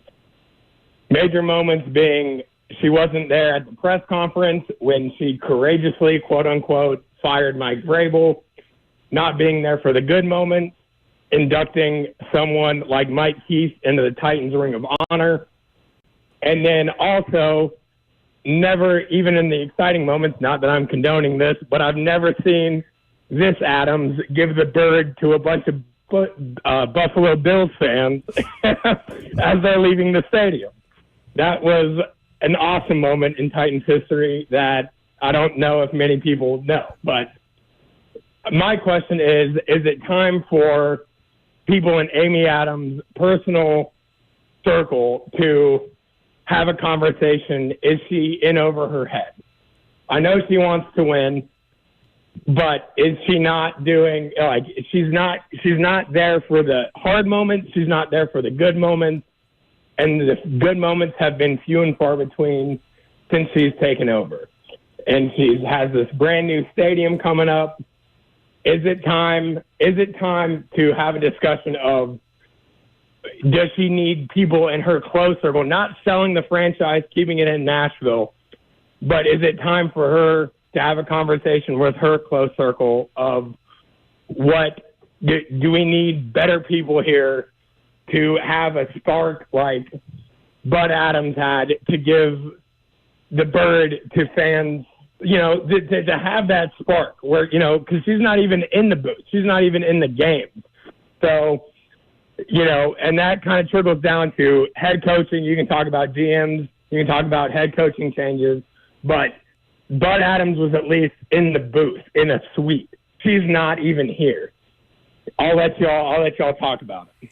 Thanks, Dan. Well, I'll clear his mind. She's here. She's at every home game. She has her own suite, so she is here. So you can rest easy on that part.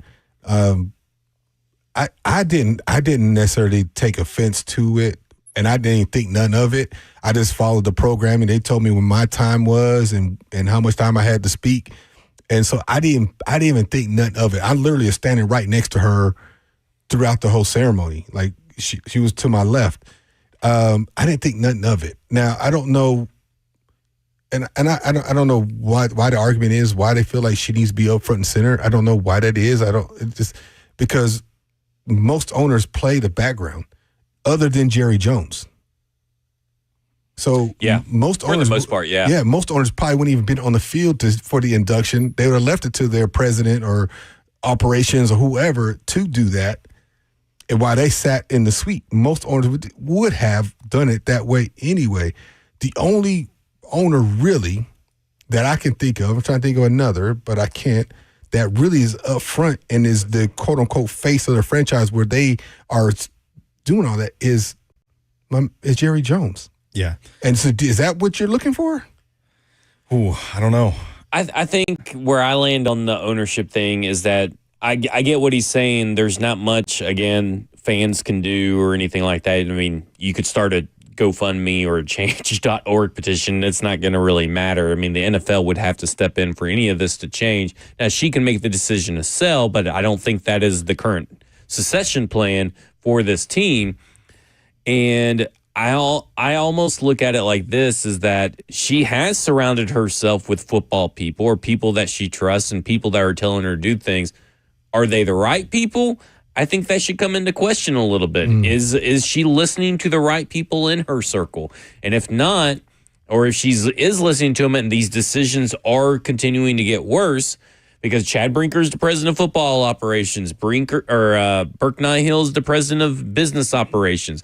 Those are the two people she is listening to right now, and those would be the guys that would be the scapegoat in this situation, whether it's deserved or not. Mm-hmm. Those are going to be the guys that heads are going to roll besides Brian Callahan if this thing doesn't turn around, which means it would fall on Brinker, which means then you don't have a president of football operations, and maybe you don't need a president of football operations. Mm-hmm. It's just something they've done. So, yeah, and I think it's fair to question who are the football people in her circle and what kind of involvement do they have in making the football decisions? Like what does that circle look like? What's the delegation of responsibilities, that sort of thing? I get it. It just kind of feels like things have been so bad since that loss to the Bengals in the playoffs several years ago that fans are searching for answers. There's been a lot of upheaval. There's been a lot of losses in between then and now. And I think fans are looking at the common denominator and just trying to ask questions because they haven't been able to turn this thing around. And we're all sitting here trying to figure out like what percentage of the blame pie is whose and how to move forward. And I think this is just kind of a byproduct of that. And I've seen a lot of people say that, well, the Colts owner is on the sidelines. And I'm like, well, the Colts owner, not Jim Irsay, the daughter, she's been on the sidelines for 4 or 5 years now. She's been on the sidelines for forever wearing a headset. Yeah. What good is Amy Adams Strunk going to be? Like, what is she going to do? Put on the headset and just cause more chaos? And that's a norm she set when she was working in the front office as the primary owner. Yeah, she wasn't even the owner then. I mean, like, guys, I mean, I get that this may be new to some people who may have not noticed her in past games, but this is not a new phenomenon. Yeah. She's just now she's now doing the same thing she did before she got ownership as an owner. But do you want Amy Adams Strunk with a headset on the sideline? Is that going to change your mind about this team? Like, what's she going to do? Well, you know how it is. Y'all have interviewed people and ran businesses and things of that nature. You try to do the best you can with the questions you have, limited time you have to make the best decision you have for what you think is best for your team, organization going forward. And, of course, everybody puts their best foot forward. And I'll go down to Callahan and work my way up. Callahan, for whatever reason, he interviewed the best and from what they were looking for, and they took a chance and they said, this is our guy who's going to take us to the next step. Same thing with Brinker, same thing with all of them, all the way up, Chad, all of them. It's the same kind of thing. And you see sometimes where it seems to all click. And I'll use the most recent of the Chiefs, where everybody now is trying to pluck from them, and you're seeing them regress a little bit because everybody's trying to pull from them because they had it all clicking from head coach to coordinators to GM to operations to the owner. And now people are pulling from that because they're having success, and now what's happening. So, and then you look at the Cowboys and how he does it, and if that's your model that you want him up front and you want Amy out front and in those face and blah, blah, blah, that model hasn't worked. I mean, they've won football games. They've been competitive. They won some division titles, but they haven't won a Super Bowl in 95? It's been a long time. 95 was the last one. So, and I grew up a Cowboys fan. So, and I remember when he came in and took over and he fired Landry, I was like everybody else, get rid of this owner. How you gonna get rid of a legend, Tom Landry, blah, blah, blah. And then Jimmy Johnson comes in and he wins 3 titles. Like, oh, we love this guy, you know? Yeah. You know? So funny how that my works. point in all that say is, if they were winning, this conversation about Amy not announcing Mike Keith wouldn't be happening, about her being on sidelines, about her being visible, none of that. We wouldn't talk about the GM. We wouldn't be talking about Callahan. Winning cures all. That's the point, though. You're not winning. Right. So now everything's up for chopping block. And it's a result-based business. Yeah. All right, coming up next, we'll go to Nate, Daniel again, and Paul, Cedric, Michael, and Titans Phil.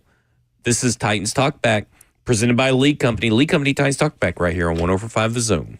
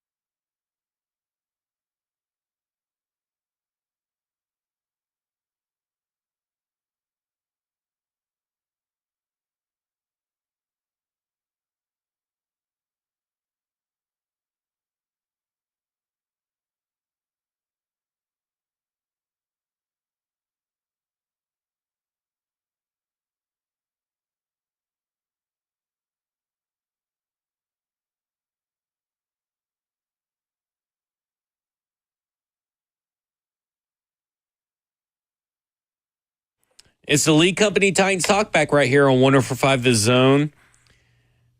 I got it. Amy Adams Strunk for head coach. She fires everybody, just does every job herself. People want her in a headset. People want her in the headset on the sidelines. Yeah. Oh, my gosh. Like, for what? Like, what's she going to do just roaming around down there? I don't know. I don't know. The things that people latch onto just is hilarious. Let's go to Nate in Columbia. Nate, you're on with Titans Talkback. What's up, guys? I just want to say, first, Zach, congrats. You're doing a great job today. Oh, thank you. You were definitely bouncing back from last week when you kept saying the wrong show name. See, you've jinxed it. I wasn't going to say anything till the very end, Nate, because I've been thinking about it, and you may have just jinxed me. Well, I apologize if I did. But the common denominator, you don't change something, it always stays the same. Chad Brinker. Is Amy too comfortable with Chad Brinker? That is my question. I think that is a question worth being asked, Nate. We appreciate it because, again, you talk about firing Rand Carthon and keeping Brian Callahan. Let's just go back a year. You promoted Chad Brinker out of nowhere above Rand Carthon. Then you fire Rand, and then him and Rand Carthon make the decision and are part of the decision to be, I'm sure they were involved in some capacity of Mike Vrabel's firing, but they were definitely involved in the head coaching search. And you hire Brian Callahan, who has now put up these results, and then you fire Rand Carthon after those results. You don't fire Brian Callahan, and you don't file Brinker, and they're just as complicit in this whole mess as Rand Carthon, if you want to blame Rand Carthon for the drafts or whatever. And they are the constant, right? It's kind of like, I know that's only 3 games this year, but I look back to last year and I compare last year's 17 games to these 3 games, and I'm like, well, it seems like the constant is Brian Callahan, and maybe that goes up one step further. Hey, the constant is Chad Brinker.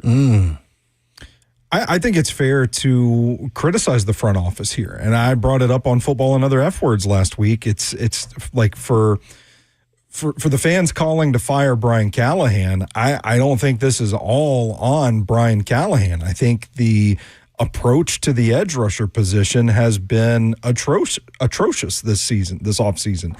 And then if you can't go get a premium pass rusher in this acquisition cycle, you decide, well, okay, we're going to beef up and we're going to stop the run instead. Well, you haven't done that either. And so I think there are some personnel decisions. The decision to not keep a blocking tight end on this roster when you're out there running run schemes that you need your tight end to hit a block to execute properly. So I do think the personnel people are complicit in this as well.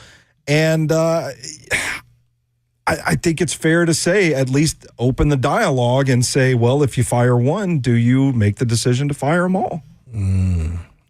We said it. I think right now losing is blame to go everywhere, right? I think we can find fault in just about every sector of that organization right now.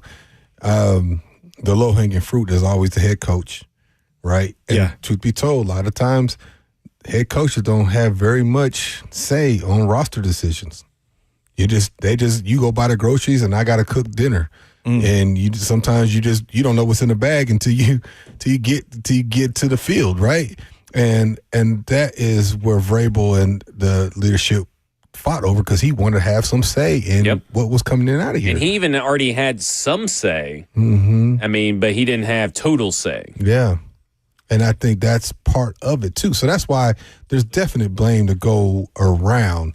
I think the tendency for GMs to get rid of head coaches is, for lack of a better way to say this, either is save their own butts and the head coach be the scapegoat to say, well, I got the players, he's got a coach. Yeah. Well, then you also drafted the players that are not performing as well. So, and again, if you're winning, if we're 2-1 or whatever, 3-0 at this point, I don't think we'd be having this much conversation about the administration. Sure. I think that conversation is coming because we're all believing a decision may potentially be coming in the coming weeks, maybe days, but coming weeks with the head coach and what's going to happen with his future. And I think when you start talking about that, you got to talk about everybody.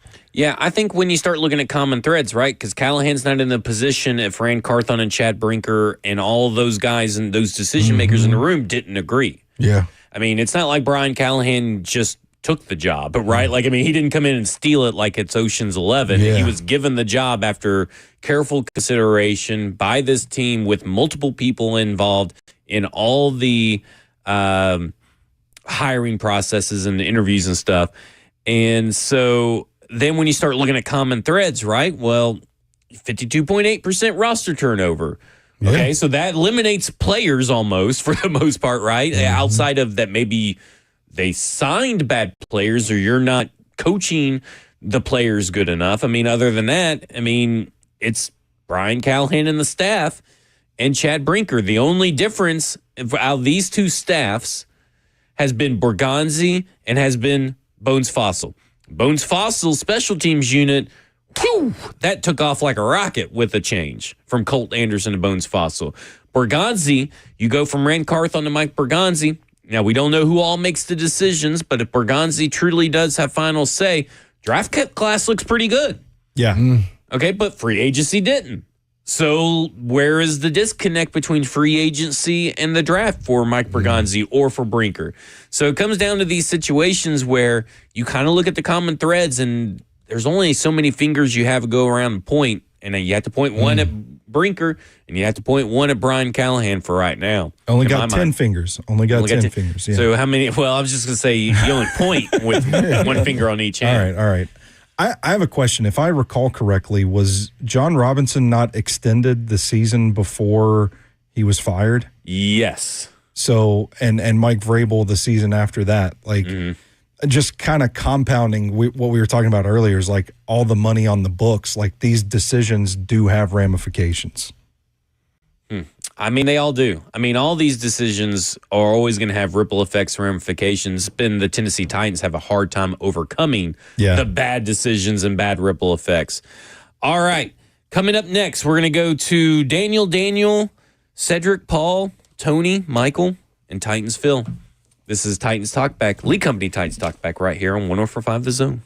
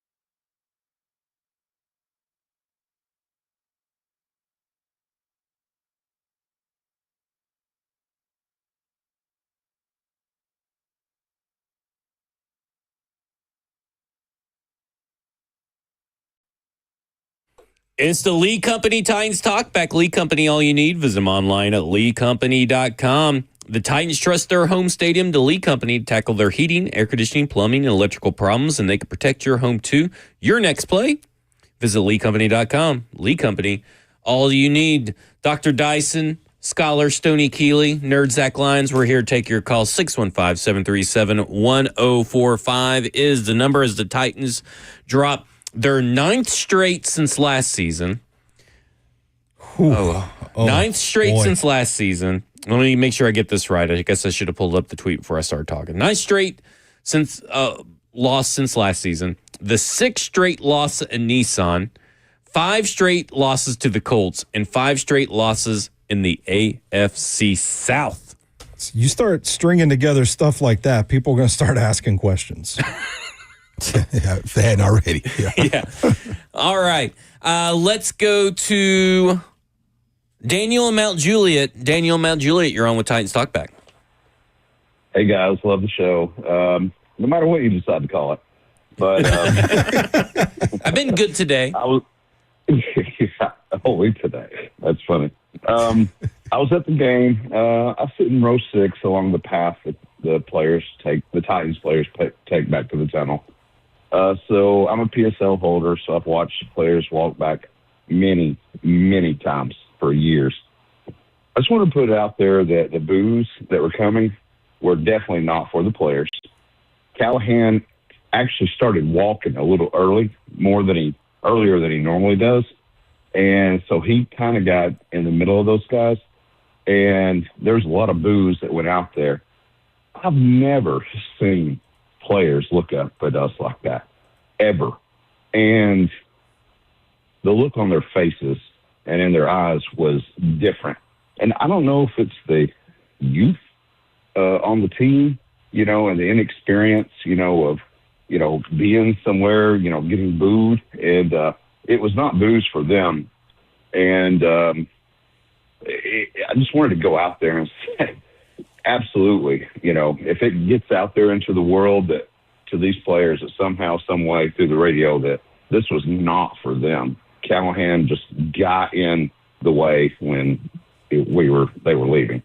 And I found out about 10 minutes after that I was sitting 2 seats away from Cam Ward's parents, and my whole entire section was booing as the team walked off.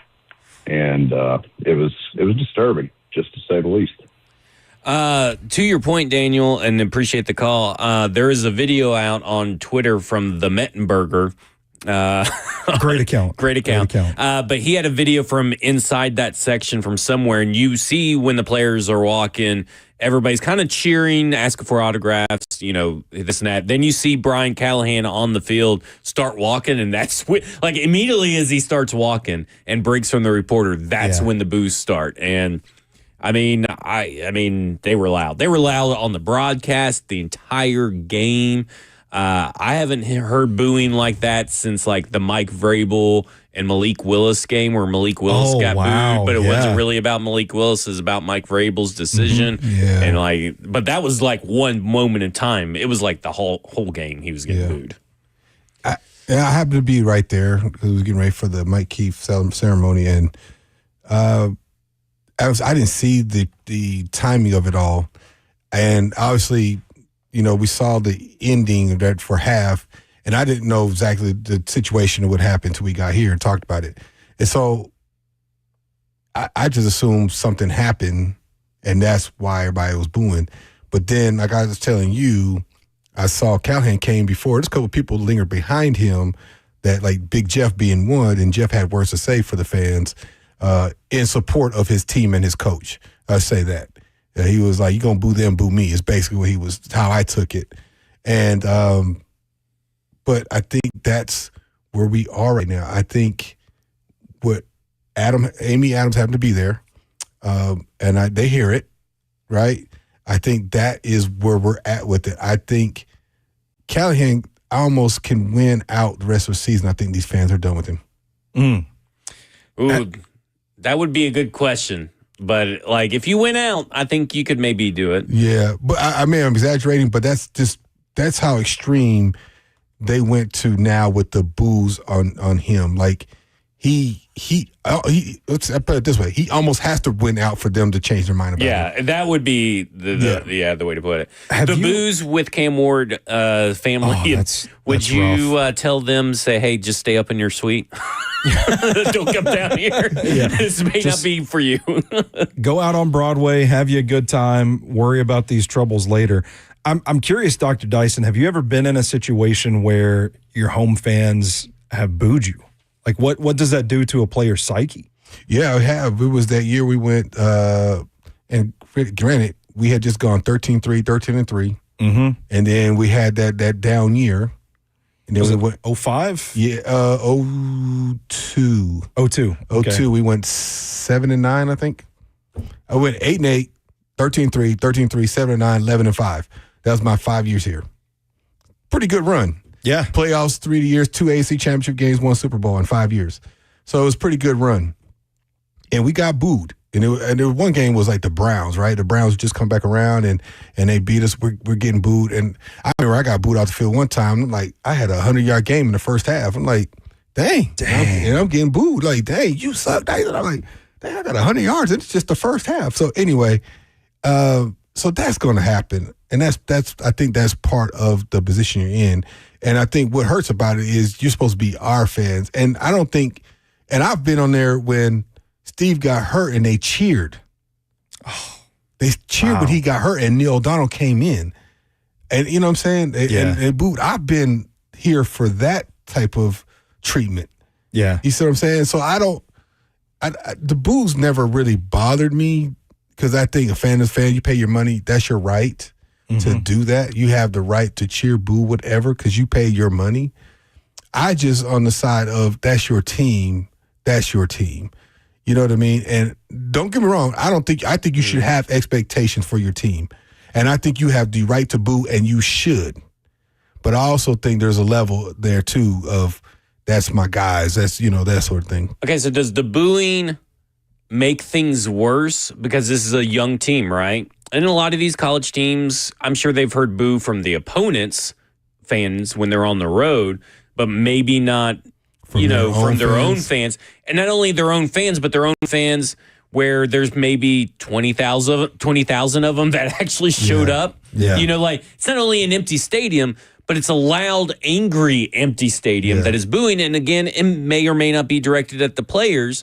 But at the end of the day, booing, no matter, it's not like you say, boo, this isn't directed at you. Boo, and you're just hearing boos when you're coming off of these. And does that make it worse that it was also an empty stadium? And I'm going to say this. And they were louder booing than they were on third downs when your team was on defense? Yes and no, but this is why. At the end of the day, I play for that dude on my left side, my right side, and that's it. That's it. Because fans come and go. There might be a different set of fans from this week to the next, and they might boo, they may not. But if I can't, and that's what Callahan's song is going to be. Everybody else is doubting us. We got to figure this thing out within and turn this thing around and play together. And that's that whole cliche saying, band of brothers. You got to band together. I'm not necessarily worried about Joe in section 148, seat 6, row 12, booing me. I don't know you. You don't know me. Matter of fact, I'm of 1% of people that can do this. You can't even do it. And you booing me, who cares? You right. But it's hard not to hear that stuff. Come on, man. We're in the entertainment business. I'm I'm a production business. I want to win as well. I want to perform at a high level as well. I want to be great as well. And so I have expectations on myself. So when I hear stuff like that, it's like, dang, how we turn this thing around. But the mantra, the singing inside the locker room is, we can't listen to the outside noise.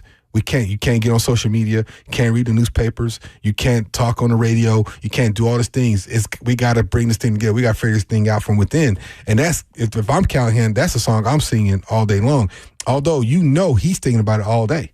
Matter of fact, he's going to have if he's not let go this week, I don't know if that's the case or not, but he's going to have that meeting, his weekly meeting with GM and president and owner. To probably have state of a union. Where are we at? What do we need to do? How are we going to get better? How are you going to address these issues? What do you need? They probably meet weekly. He's going to have that meeting, and we'll see how he responds from that. But as a leader, as a head coach, his whole mantra right now is based on what happened today is we can't let that affect us in here. We just got to get better, work on it day to day. I mean, booing does kind of show that the fan base is still caring. Exactly. They're still passionate. Yeah. Yeah. Just even if they don't show up, I'm sure that everybody was booing from their couch.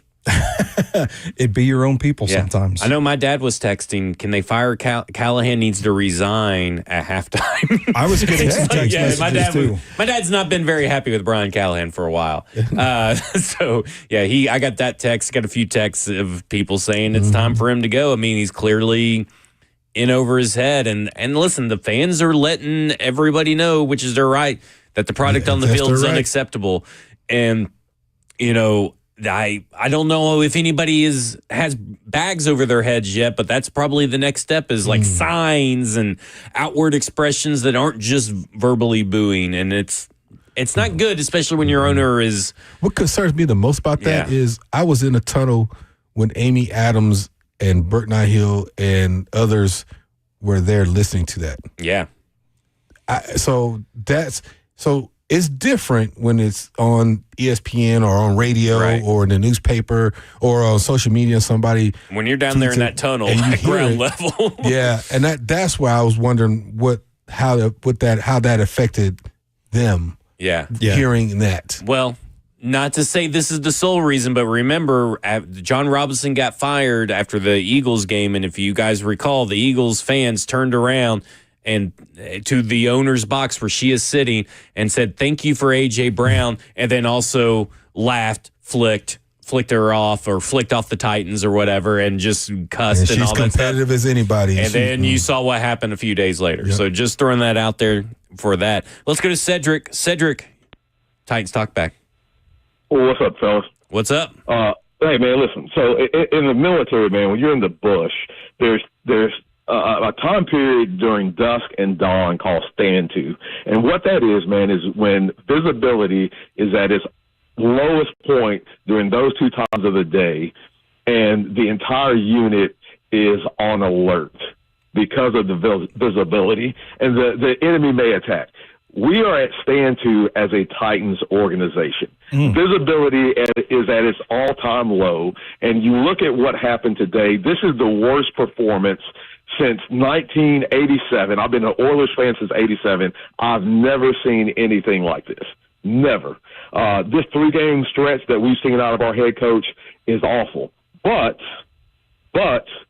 I love our draft class. And there is hope. And I talked to you guys last week about a front office issue.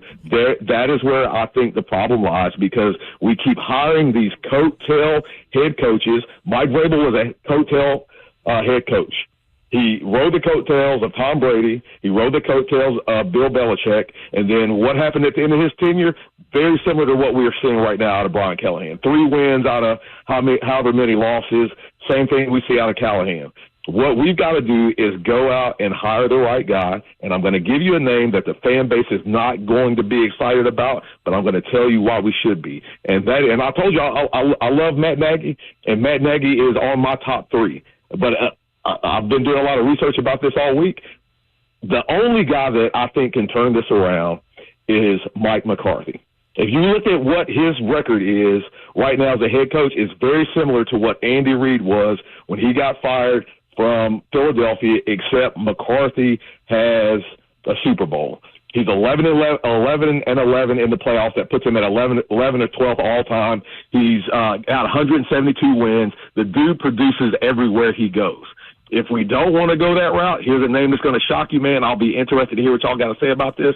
I would pick up the phone and call Oxford and see if Lane Kiffin would take the job. If we want an offensive coach that can call plays, I want a dude that is set in the head coach's seat before. I don't want a coattail guy like Vrabel, a coattail guy like Callahan. I want somebody that is set in that head coach's seat before. So right now, my top 3 guys are McCarthy, Nagy, Lane Kiffin. And the last thing, Dice, would you talk about Calvin Ridley and his hands, man? I cannot stand body catchers, and the dude is a body catcher, man, and I think that is costing us some completions, man. So I'll be interested to hear what y'all got to say about that, man. As always, tighten up. Thanks, Cedric. Okay, let's hit all that when coming up next. Okay, so we'll get also that. We also have our Eurofix look ahead where we're going to talk about the Texans game, and we got other few phone calls, but we'll answer. I forgot what his name was. Cedric. We'll answer Cedric when we come back. All right, this is Titans Talkback, the Lee Company Titans Talkback, right here on 104.5 The Zone.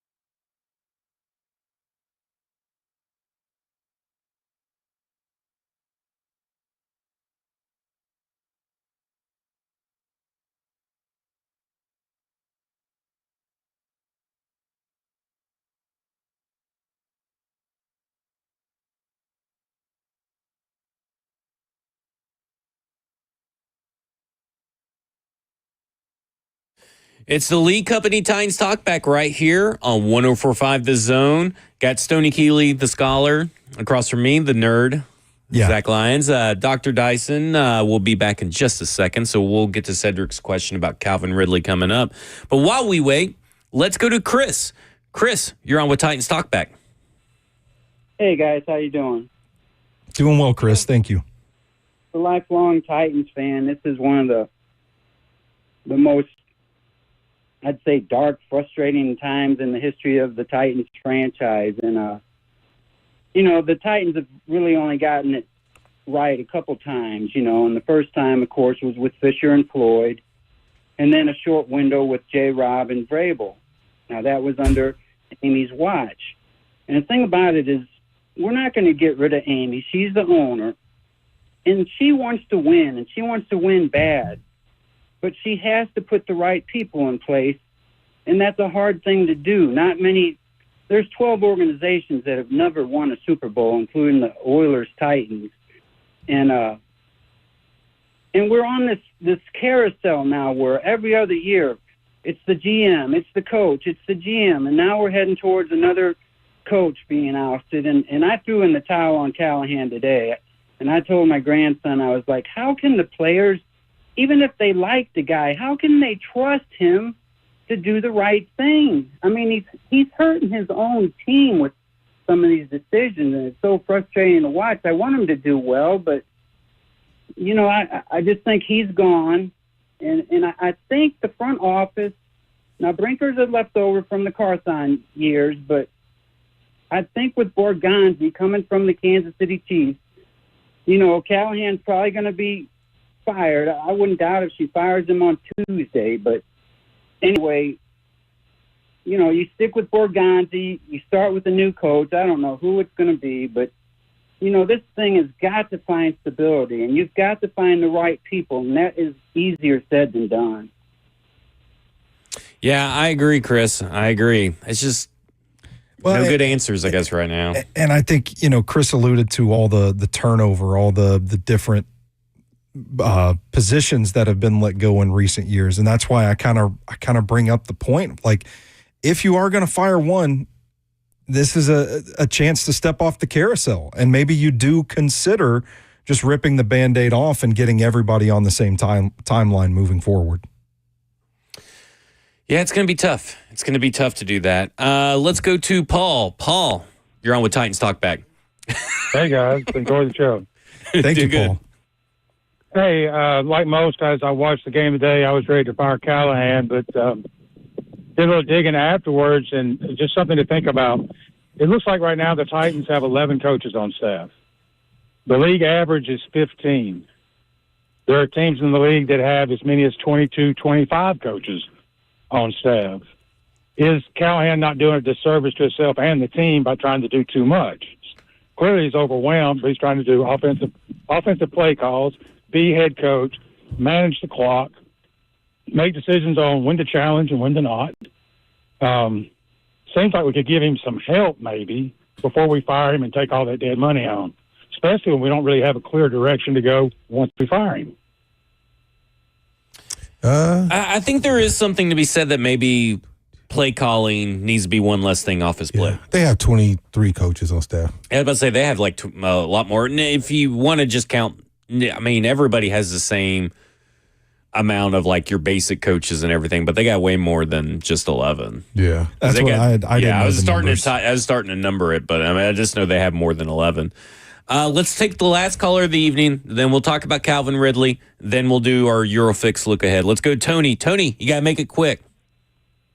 All right, I'll make it real quick. Just a couple of things.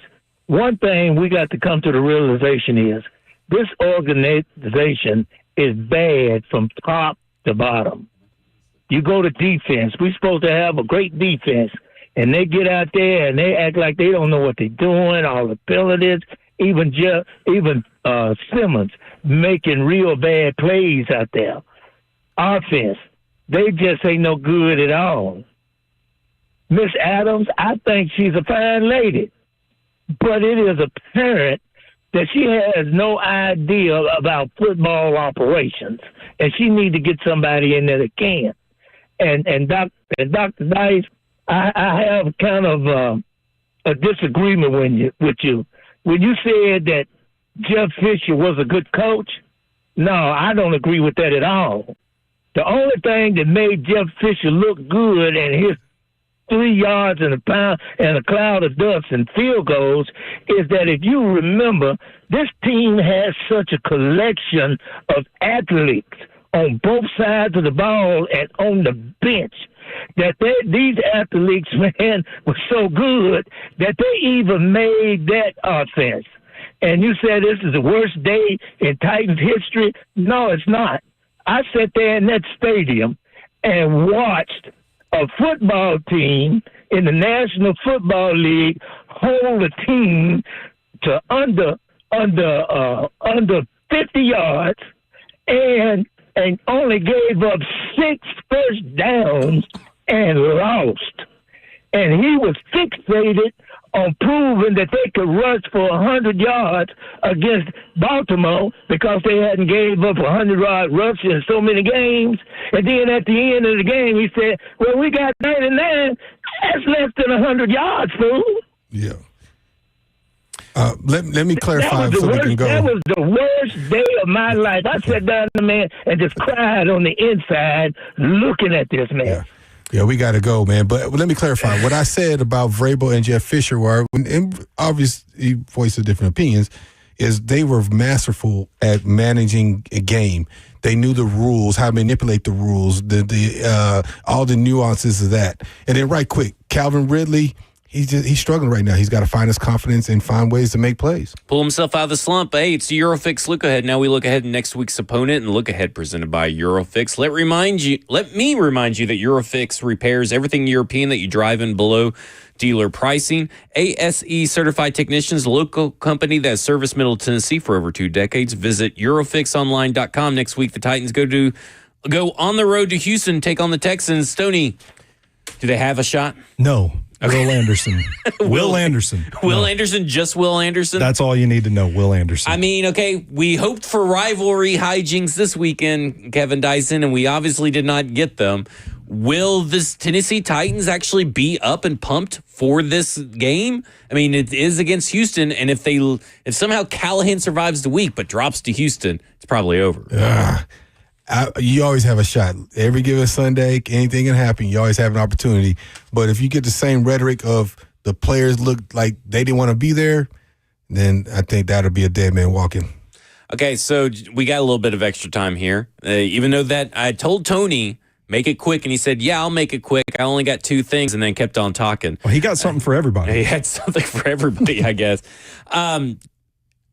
What's going on in Houston? They're also 0-3. You've watched the film, Stoney. Yeah. What did you see real quick? Really struggling on offense. I think somehow the Titans have scored more points than Houston has so far this season. They're both 0-3, but that defense is nasty. I think if the Texans had won some games, we'd be talking about Will Anderson, Defensive Player of the Year so far. And I mean, it could still very well break that way, but I think it's going to be very difficult to make plays against this defensive front. And while the offense is struggling, they bring over Nick Caley from the Rams, their former tight ends coach, passing game coordinator. That offense looks a lot like what the Rams run, and we saw that offense give the Titans fits last week. So I think it's a bad matchup for where the Titans are at right now. All right. That will do it for us. We'll see you next Sunday. This has been the Lee Company Titans Talkback right here on 105 The Zone. Titans radio coverage is produced by Joseph Bonanno, studio producer Justin Hawkins, studio host Lucas Panzica, promotions director Rich Ferris, director of sales Hunter Rice, general manager Allison Warren, operations manager Paul Mason, executive producer Rhett Bryan. For the Dr. Kevin Dyson, the scholar Stoney Keeley, I'm the nerd Zach Lyons. This is the Lee Company Titans Talkback right here on 105 The Zone.